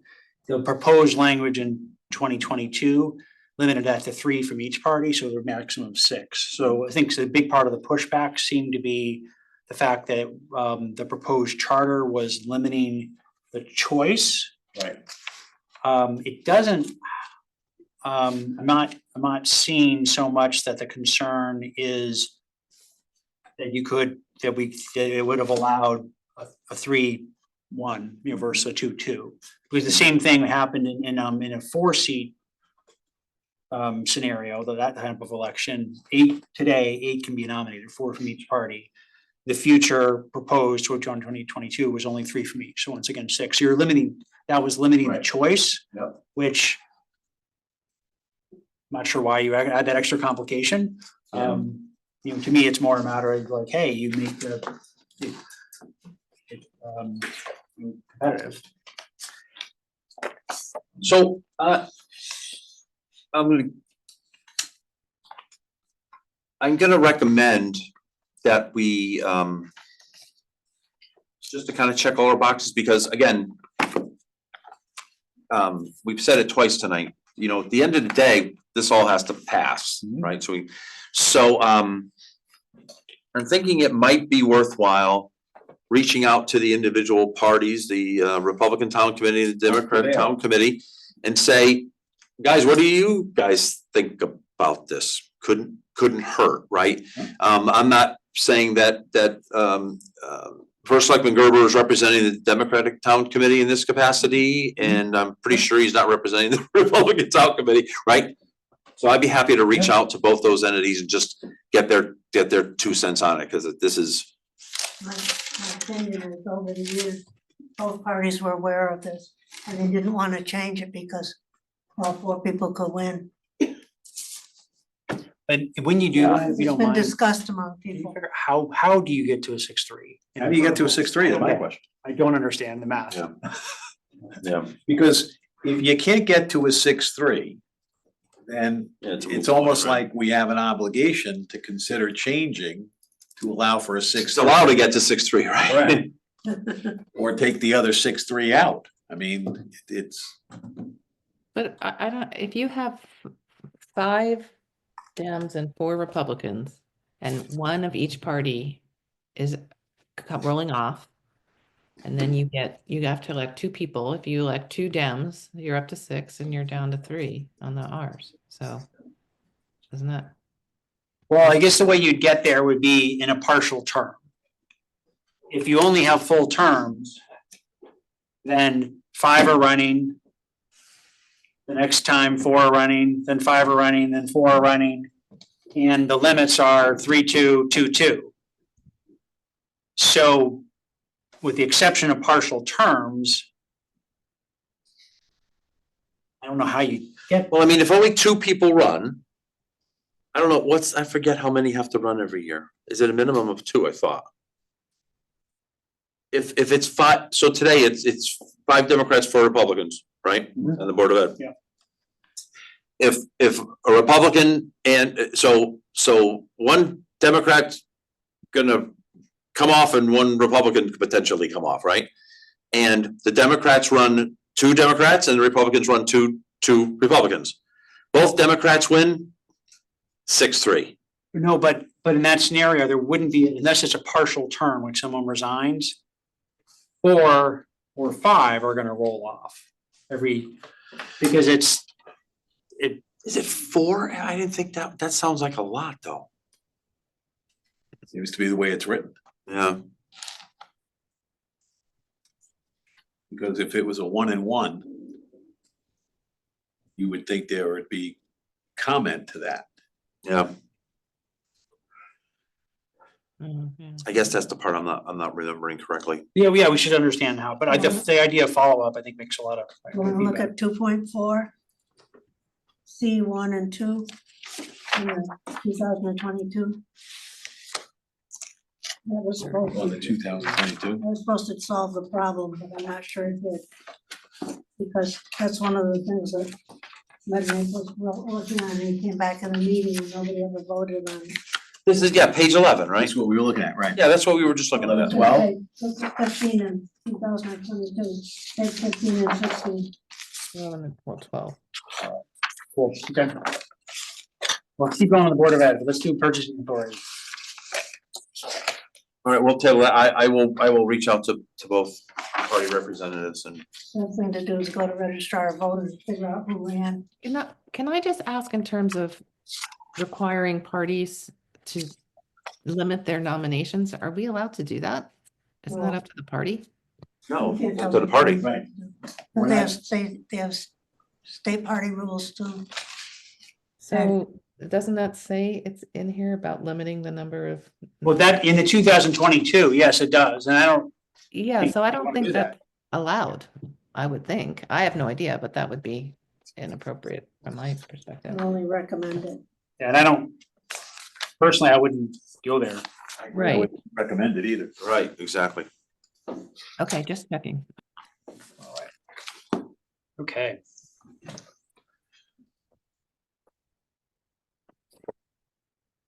So we have another Board of Ed. Delegating purchasing authority. Yes. Well, I'm wondering why this is under board and commission, but this is Ms. Vitale. Do you have her? Oh, I can bring it up. Yeah, under the, it's, it should be there. It was on December 12th. Email sent, right? Go Oh, scroll. December 12th, you said, yeah. I go back up. Did I miss it? Yeah, you did, up, top. Second or third from the top, Vitale. There we go.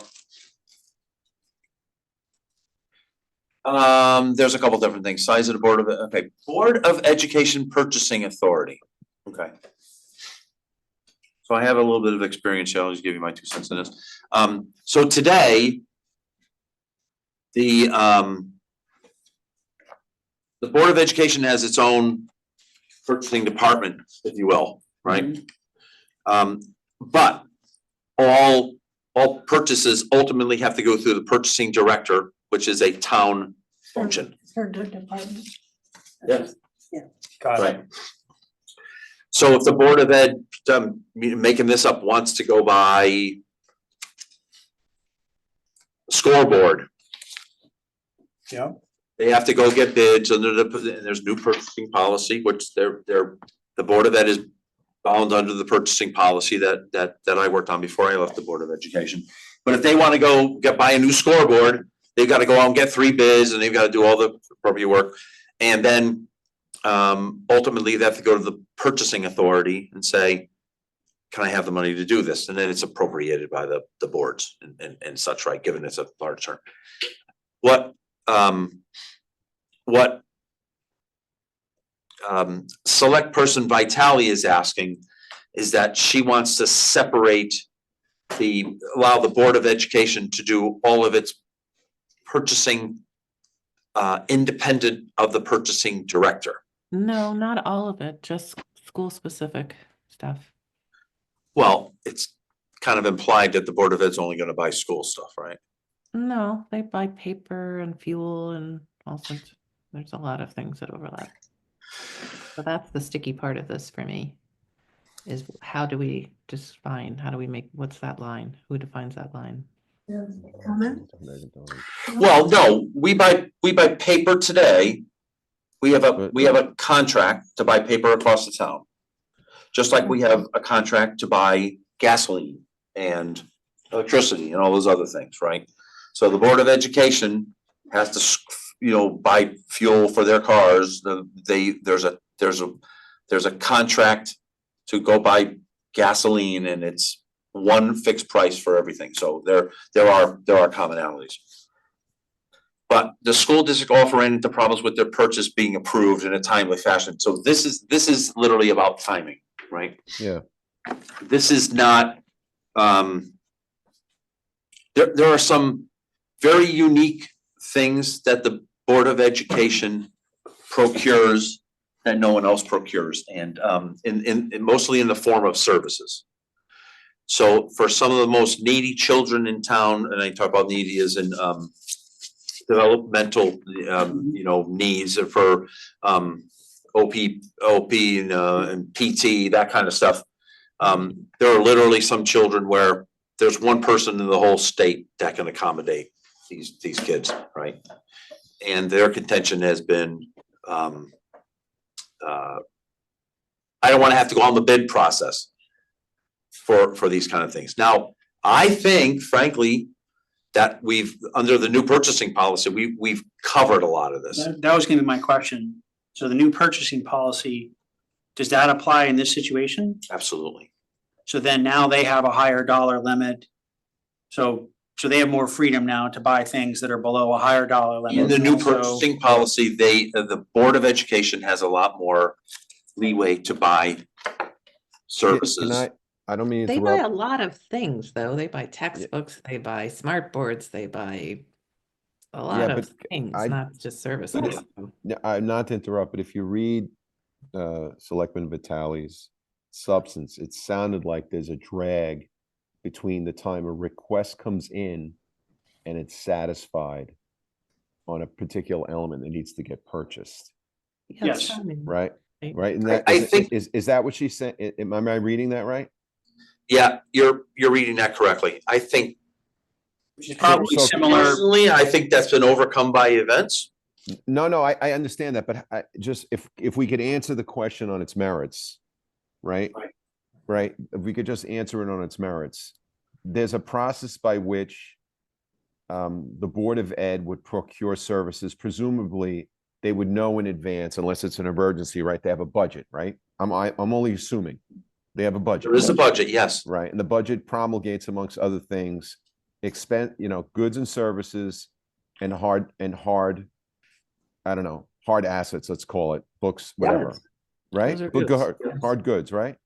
Yes. So what, if you read what she said, I think what Selectman Vitale is saying is that the speed in which the request comes in and the purchasing authority concludes that transaction is hampering some level of execution, or there's a drag there. So that's, I would like to answer the substance of her question on its merits. Well, she's trying to expedite it by letting Correct. them do it themselves. Right. Correct, And I think- correct. And I think the chair's point is that what we already approved, the new purchasing policy at least partially addresses this by The dollar limit.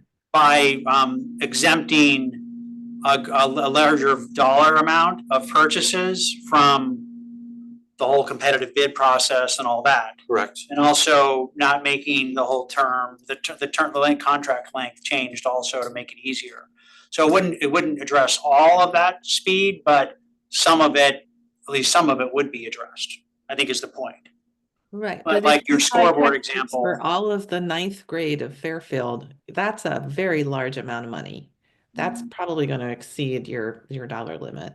My question is her I'm very. sorry, what was that? I didn't hear what you said, I'm sorry. I think they'll exceed the dollar limit, but my point that I want to make is that she ends with collaboration would continue on shared services. My question is, who defines that dividing line? The purchasing agent, purchasing director. The shared service is the fuel and paper and things like that. Well, You, I think that would have to be defined in some fashion. mhm. I mean, the Board of Ed and purchasing would have to work that out and have a clear guidelines for each other, because I can see them. It's very well defined today. What's a shared service? For context, Chair, we may want to ask Selectman Vitale for a specific example. Yes. So again, I want to be perfectly clear. I'm very biased on this because I wrote that purchasing policy, right? So I want to be very clear about that, right? Now, yeah, and I think it is, to be perfectly honest with you. So if we really do want to have Selectman Vitale here to discuss this, I would also at the same time like to bring in the purchasing director and have him, because again, this went into effect, and I came out of office, a year ago, 2 years ago? 2 years, it'll be 2 years, right? And Selectman Vitale came off the Board of Ed, same time the purchasing policy went into effect. So I think this is a lot better. So if we want to have Selectman Vitale and the purchasing director here to debate this point, I think that might be worthwhile. Do you want to solicit from her whether or not our change of the purchasing authority has negated the need for this, You or? could certainly ask that qualifying question. The other point is, I believe you requested feedback from the Board of Education, correct? I did and have not received any. Exactly, that was my point. You haven't received it. Right. If this is such a problem, then hopefully they would have brought it up. I like the way you think. But I have addressed, this Yeah, is a very good point. I have specifically addressed the chairman of the Board of Education. I said, I really need your inputs. If we didn't do the purchasing policy that we've already agreed to, I think that we'd want to do something here. But the fact that we've already streamlined purchasing in some way. Yeah. I feel like we're addressing this, at least partially. But I like Jerry's point on, maybe saying this is what we're proposing. Who knows, obviously has to be approved by the board and all that. But this is what we're proposing to ease purchasing. Will this address the majority of our concern? Let Selectman Vitale look at the purchasing policy, right? Like Jerry just suggested. And in addition, if she could give us context after she reads it, where she would see this inefficiency of procurement. Yeah. Well, so maybe even to be more fair, we asked Selectman Vitale for her comments since she's left the board. And then we asked the current chairman of the Board of Education to say, by the way, is this still a problem? Because maybe I screwed this up, right? Yep. If the current chairman of the Board of Education still thinks that this is is prohibitive, then yeah, maybe we need to take different action. So I can request Selectman Vitale and the Board of Ed is Mr. Peterson.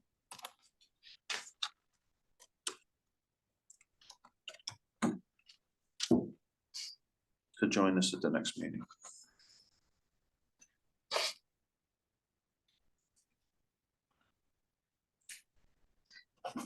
Okay, got it.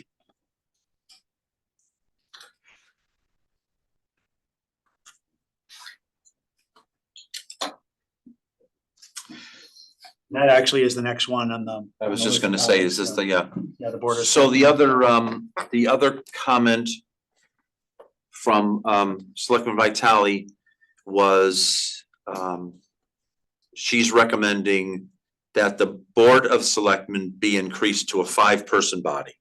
Now, the Board of Selectmen today is a 3-person body. why this is, and again, we can certainly ask, maybe when Selectman Vitale here, she can speak to both points. Why this is kind of a problem. So if you read through the rules, you can't have a caucus, right, without the full board here, right? So Board of Finance, for example, right, 5-4, you can have a caucus, but if you had 6 members in a room of the mixed parties, theoretically, you're not supposed to meet and discuss business.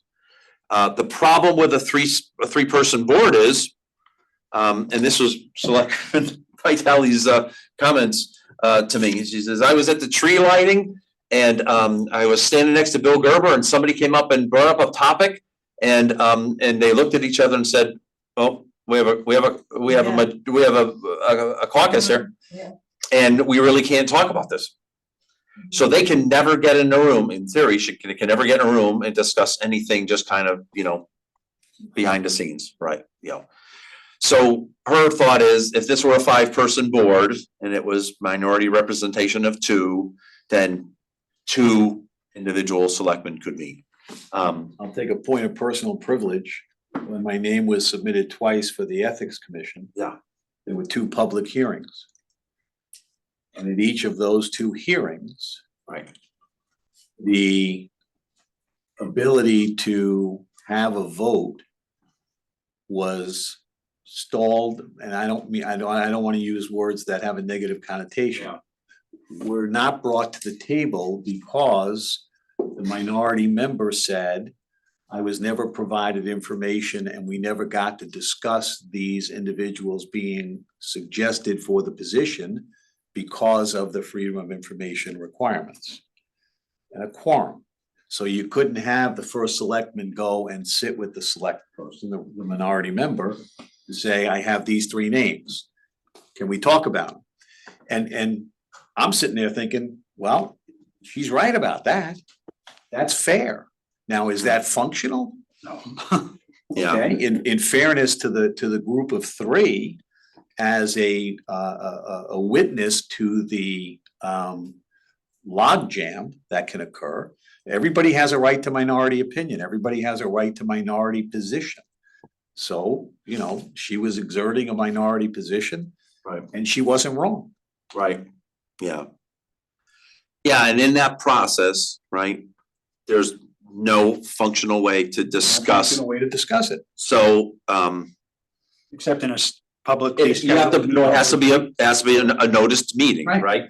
And it's a very difficult, they could be sitting there and go, 3 of them could say, this guy Jerry's great, we should vote him in. And this guy DeWitt is, boy, I've heard a lot of bad things about him. Boy, it's, some discussions you kind of want to have behind the scenes, right, a little bit, right? Or you get to work with each other. Or you choose not to. But I mean, the Exactly. point is, I think it's a very valid question for us to be looking at.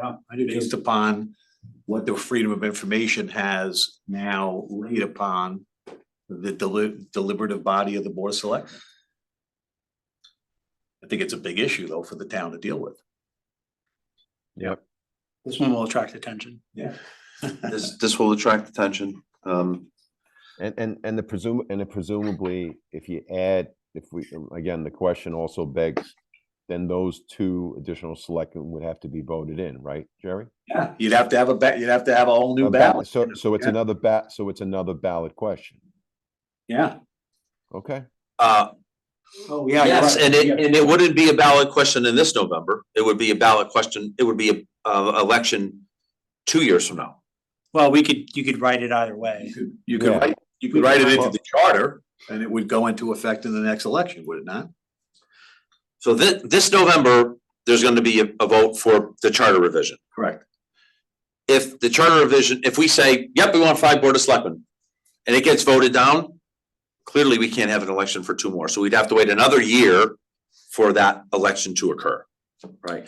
But we would have to write, and you'll notice, if you look at the 2006 has a few in there, but the 2026 has a lot. If it'll say things like, in October of 2024, you have to do this to be in compliance with this by 2025. By 2026, then you can start the process restarts. We would have to have put very specific language in terms, right? So I hadn't appreciated the distinction you put the charter on the ballot this year. The charter would contain the suggested revision to make a 5-body board of selectmen. Right. In that change, we would be suggesting that an election would be held in the immediate year coming for those 2 other slots to then make the body 5. Correct. Got it. Right. I mean, that is the most obvious way to do it. Right. You could write it where you could have an election at the same time saying, if the ballot passes, then. I don't know if you can because Kind of I don't awkward. think there's no precedence for the I think that we ballot. Yeah, I don't think we wanna do that There's anyway. nothing that Yeah, says, it's funky. yeah, But yeah, we have to figure out how to like bring it in. I would think it would have to be the next year, right? Every 2 years, every 2 years. Oh, we would have, well, you could have a special election You'd have a and special. then, you know. But if you read the 2006 charter, when forget about adding people as hard as that is, holy mackerel, read how you have to take what they had to do, the machinations they had to go through to get 6 Board of Ed people down to 4. Holy Jesus, it's like, okay, I'm gonna serve for another year, right? Yes, and then you're not gonna rerun, then the next election will run 2 people, and only 1 can get elected, blah, blah. It's, yeah. I think we should, if we're gonna invite Selectman Vitale in to have this discussion. I don't wanna speak for the first selectman, I don't think he's really in favor of this particular, this particular change. But, I think we have to at least, I mean, because the current selectmen, their term runs out in 27. So the way it would be phased in is the next time, instead of voting for 3, you'd be voting for 5. probably Yeah. would be the most efficient way, right? And for the purpose of transparency, don't we invite comment from all 3 of them? Correct. I would think we'd have to do I that. think you should, We should, right? 100%. Sure. Just for the record, the only other comment we got was in favor of this. Griffin on November 6th, I think it was. Kathleen Griffin? Don't Yeah, remember. okay. The person was in favor of this. So. Chair DeWitt, I'll just as a point of order, it's 9:46, 14 minutes left on a 10 PM self-imposed deadline. You want to open to the public? No, I'm just Oh, no, I'm watching, but thank you. No, I appreciate that. Okay. So I'll take the action to discuss the 2 actions with Selectman Vitale and then potentially invite Selectman Kupchak and Selectman Gerber to comment on this at our next meeting as well. So we're seeking input from the board of selectmen. Okay. Right. Yep. Yep. Now, just alternatively, another option. I wonder, and again, you'd have to change FOIA rules, but I mean, yeah, if there was some way to say, well, we'll let you caucus, I mean, I think that would be really difficult, right? Yeah, I don't think you Federal can. law. no, I Change think it. it's a structural issue that has to be addressed one way or another. Yeah. Can we ask where people are on this, like where people's heads are, the 5 of us who are here? Or no? Like what are people thinking? My gut is that this is gonna. Is it I always go, I don't mean to interrupt, Commissioner Treshik, good question. Is it broken right now? I would say yes. Yeah, Yeah, I would say, I would say yes. I would say. Don't always start there, right? Yeah. Always start there. No, I agree, Dan. It's a great way to think about it, and I guess I would say that a system that doesn't allow 2 of the 3 selectmen to sit in a room and have a casual conversation about something No, I think, No, I think Selectman Vitale brings up a valid point. Yeah. And it's, again, it's about execution and be able to serve, look what she writes, to be able to service the citizens of the town, et cetera. You just think of functional government, you think of functional business, you think of functional anything. We have boards. I get it. Yeah, we have boards, you know, it's exactly. You have boards that vote on things. You can have 2 board members out. It's a 10-person board, it's 3 members, 4 members. You can get up to 4 board members out. You can still pass things on a public company that are important. And you want to be able to drop in and have a conversation with a member of the board. Hey, I'm thinking of this, but before I present it, what do you think? And you Yeah, can't have that conversation. It's called taking somebody's temperature. You got it, taking somebody's temperature. Yeah, right. Take somebody's temperature. So when you propose something, you don't lay an egg. 100% correct. Totally. So would we enact a staggered term? I think you have to ask the predicate question. I think you need the inputs from the 3 of them to see how they feel and then, or what they're thinking, right? And then just weigh the merits of those arguments based on, you know, some common sense. And it just sounds like what Jerry just said is spot on. If you can't have substantive discussions, right? I mean, that hampers execution. Right? It's almost like a chilling effect on the members of the Board of Yeah, Selectmen. why would you want to put yourself in a position of being Self in a ineffective? position to Correct. have litigation, to have challenges, to have this, to have Correct. that. All that. I think this is a very important question that almost needs its own little, if everybody agrees, its own little like time to speak about it, right? Because it's Yeah, I know, I agree. you have to be very thoughtful here, right? And This consider it. almost speaks to moving to a town council that people have Yeah. talked about, so. Correct. We're moving in that direction. And Mary, you know, That is- you know how that was, you know, that town council and all that other stuff, how that was received on the last time. Right. All right. So I think we need to remind, But just so we're fair, right? And I always want to remember that we do have to have this, some point, people, the majority of taxpayers in town have to vote this forward, right? correct. Is there a Correct. stipend also involved? Yes. Yeah. Well, there is a stipend involved in, so yes, we would be paying 5 people rather than 3 for No, sure. yeah, you haven't even dealt with the impact of the budget. That's correct. Well, Yeah, there's, usually yeah, Selectmen wouldn't be very much, though. They don't get paid that much. right. But it's just, the other side of the coin is that it gives full transparency to what the Board of Selectmen are talking about, so that they never have those private conversations, that they always are in public. So, you know, if you want to err on the side of what's best for the public, it's best for the public to be privy to these discussions versus not. Well, Yeah. You know, that's the whole point of weighing the merits of both, right, Mary? right. So we can look at it. Right now, we're just seeing one side. We should probably hear from all. But that's, you know, that's a great point. when you Great. Think about it.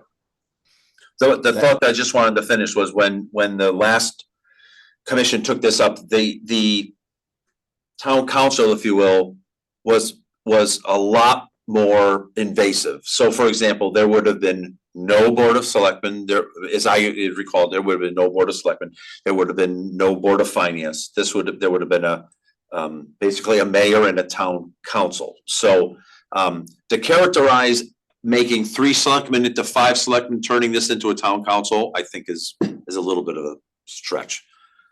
I just don't want to use those words because when someone, I don't want to be quoted tomorrow in the Connecticut Post, that, you know, hey, they were going to a town council. No, that's exactly what we're So I would move that we give a sense of the body to the current Board of Selectmen agreeing. that this issue, having been presented, is one which we are actively considering the merits of, and would they like to have comment?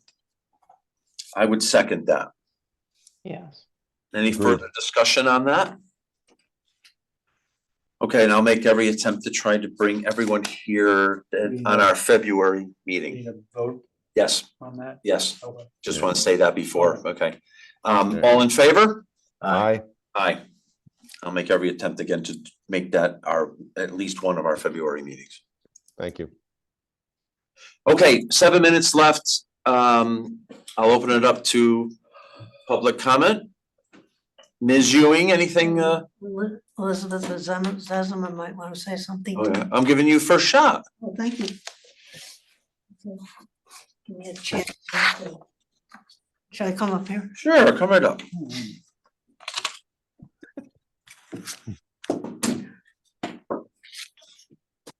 I'll be quick. More cheat sheets? Yep. Oh, nice. I'm all about that. Mary, I hope you feel better, by the way. Right. Lots Got of an good. ice pack on my Please. foot. It's getting cold. I know, that's, I, Am I taking this? I don't wanna give- get hope when you need to do, hope when you need to do PT. It's, I mean, I'm such a klutz that only I could have figured out how to do that. I'm glad it wasn't worse. Okay, so let's, Okay. First of all, I'd just like to comment on a few things that were said tonight. I've served on some redistricting committees, and it's pretty much of a mathematical situation. That's why the 10% is most popular. Because when you get into oh, the other, first topic, yeah. when you get into other percents, you end up with mathematical issues. And what happens is the state gives you a maps with little census tracts on them. Uh, Shows you how many people live in that census tract. And you have to group by the 10% and squeeze it around, figure out how it fits into the town. Right. Sometimes it goes into the next town, if it's an assembly district.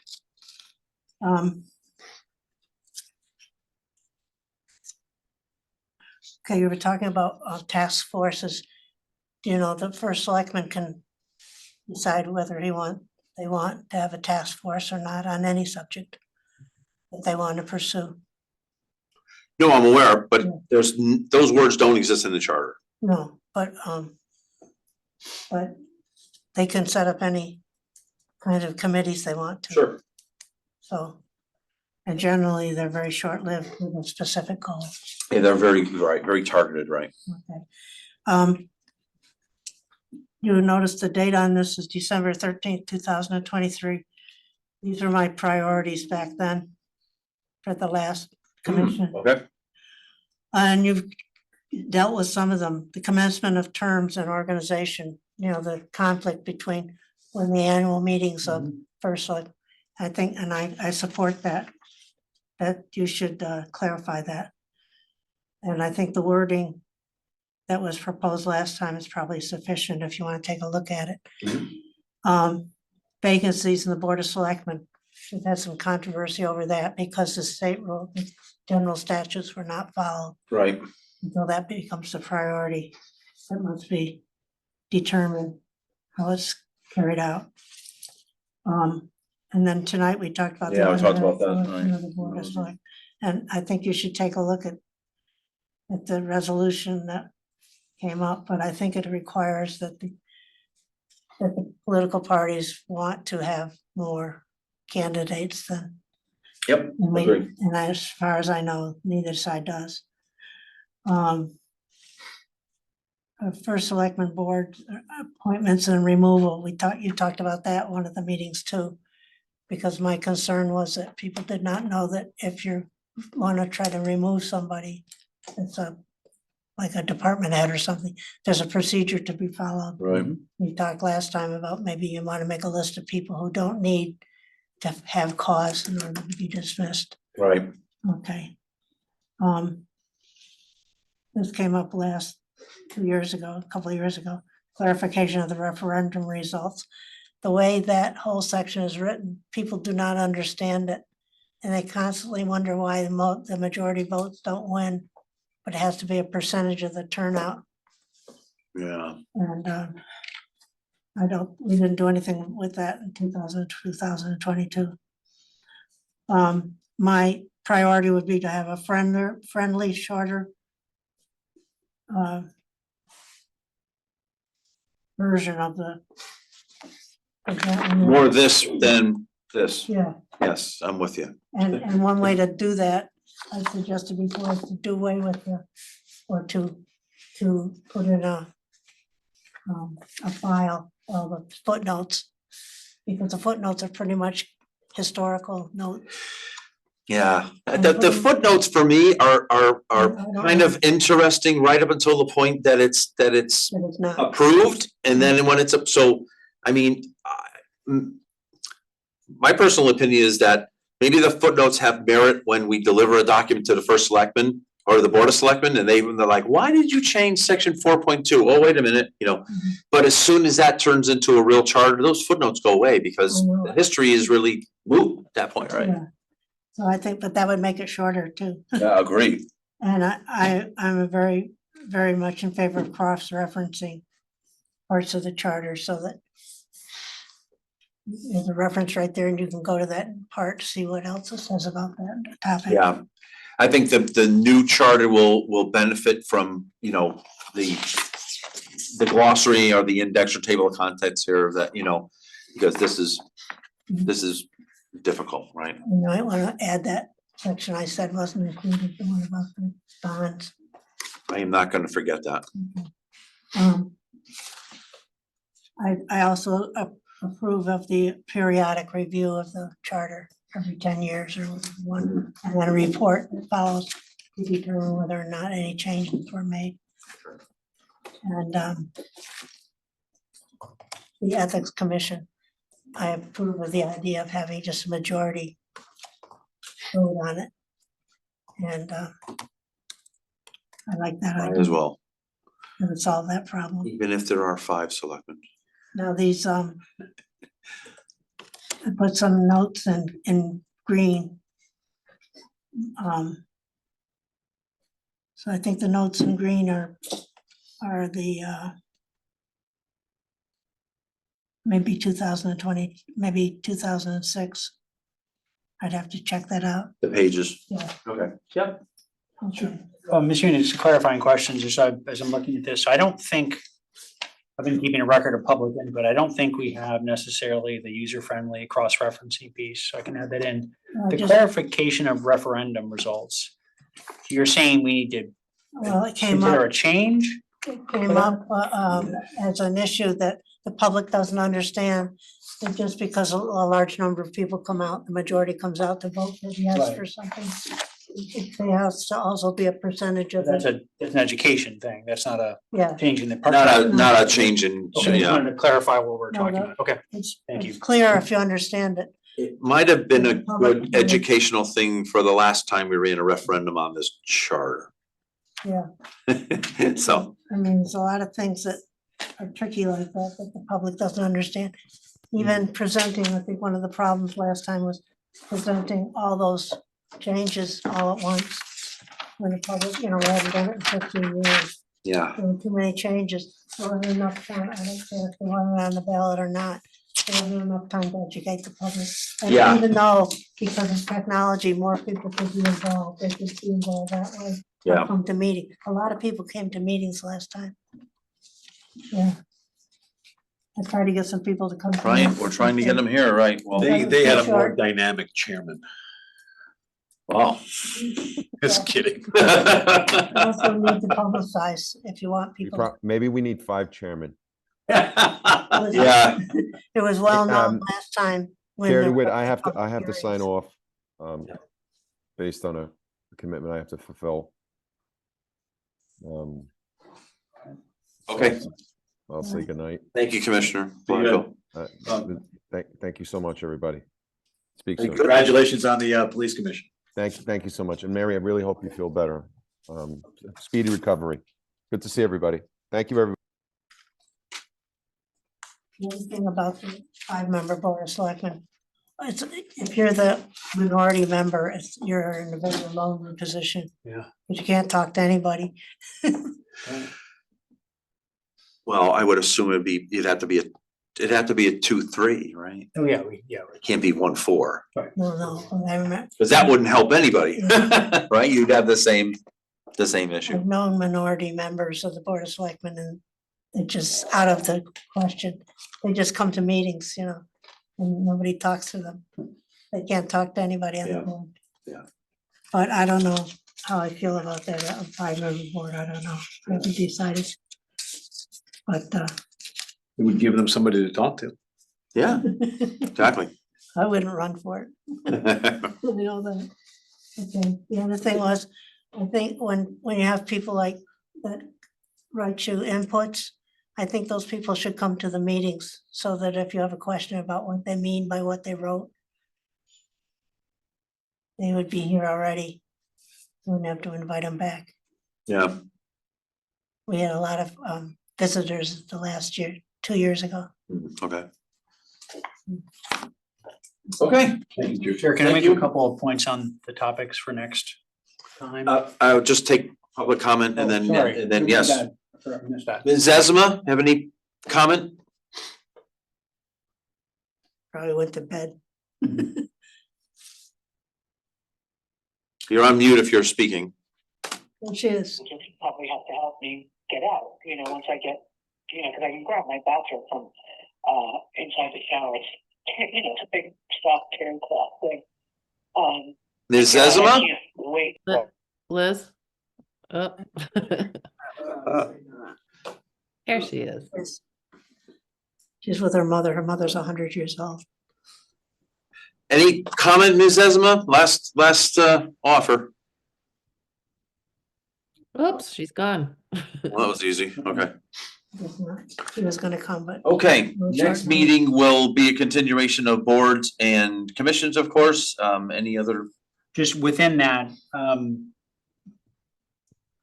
I believe we have, I'm not 100% sure, but I believe we have differing points of view coming in from the board or the first selectman's comments and potentially the human resource department's comments and the police and fire commissions perspective on how things should be managed.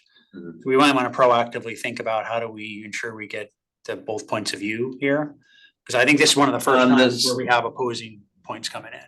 Okay, on the Board of Selectmen topic or just any topic? Well, no, I'm specifically on the police and fire commission. Oh, got it. Yeah, yeah. Supervisory versus who has what authority? This seems to be a contentious issue as I kind of read the feedback. I would have- The HR department is stating one thing and I'm kind of reading between the lines of what I expected to see for the fire commission. But so that one we may not want to anticipate, just making sure we get the points of view there. Yep. And the other point related that I'm hoping we can cover soon, it's start to talk about, are we going to think about another public comment meeting? Which we'll probably want to start to talk about that at least a few you meetings mentioned it for before. March people. So maybe we start that conversation next time, just to think about Publicize what we it. might. If you do it, publicize it. Yeah. I haven't seen much in Bill's, That was in Bill's newsletter last week. It was, I read that. He announced it at the meeting. to have the hearing today. To have a public comment. I wrote 2 paragraphs. Okay, I had links to, here's the inputs we've received. Here's where you can go to find out all of our meetings for the rest of our lives until May. And here's where you can add comment. And I gave an overview of kind of what we were talking about. okay. And somebody else asked me when you're gonna present those lists of the things that you voted on by sense of the body versus, And that's what was my question there. We should start planning that. Yeah, it's in all the agendas. It's in all the the meetings. Meeting minutes have all of the sense of the body votes. People expect to be they spoken. wanna know what you voted on too as a group, separate from sense of the body. Cause you've had specific votes on things like, All of our votes have been sense of the body. That's the only thing we can vote on. oh, I thought you voted on, that you wanted the board of selectmen to be able to have a majority rather unanimous vote for ethics. Sense of the body. Sense of the body. That was just a sense of the body. The sense of the body votes for me are just for us to document a bunch of things that we're talking about that ultimately You wanna do. will make it into the final document. Okay, yeah. Because again, having reviewed the videos from the last body, they talked about a lot of things. And then 3 months later, they're like, whoa, did we talk about that? And I'm like, I don't wanna do that. I wanna be able to go back and say, you know what, on February 2nd, look at this, there's a sense of the body, votes we took. That's why it's kind of painful how we're wording these things, but Done a great job. The other point, just thinking ahead on the boards and commissions, one of the questions I have on the WPCA is the first selectman requested that we look at this. Mhm. Is what been proposed by General Manager Gore consistent with what he is proposing? Or is there a difference of opinion? Because I think that will be really helpful for understanding and discussing that topic. Yeah, I think WPCA's gotta be its own night. I think that's I mean, personally, that is, I think there's going to be, again, opposing views. I'd like to bring in the general manager, anyone else that wanna have, 2 cents. I would specifically invite the WPCA board, if they wanna, put their 2 cents in and see what's, You know, I Well, know- maybe in the next meeting, we can start to schedule some of those types of things. Yeah, that's what I'm thinking. I think the next meeting, if we could get through, I think it would really be good if we could get through the first selectman kind of thing next time. And then maybe we start talking about the police and fire commission, that might round us out, and then WPCA I think would be next, but you're right, we gotta, And here's something interesting too. I was reading about the Public Works Department. There's no commission with that. But they have a lot of liaisons to education, conservation, TPZ, and many. They want input from other boards and commissions, but they don't have a commission. everybody wants input. Another good meeting. Are we officially done or not? Or- I'll take a motion to adjourn if there's no other comments. Move to adjourn? Second, Second. all in favor? Aye. Aye. Thank you, gentlemen. Thanks, Judy. Ladies. Good meeting.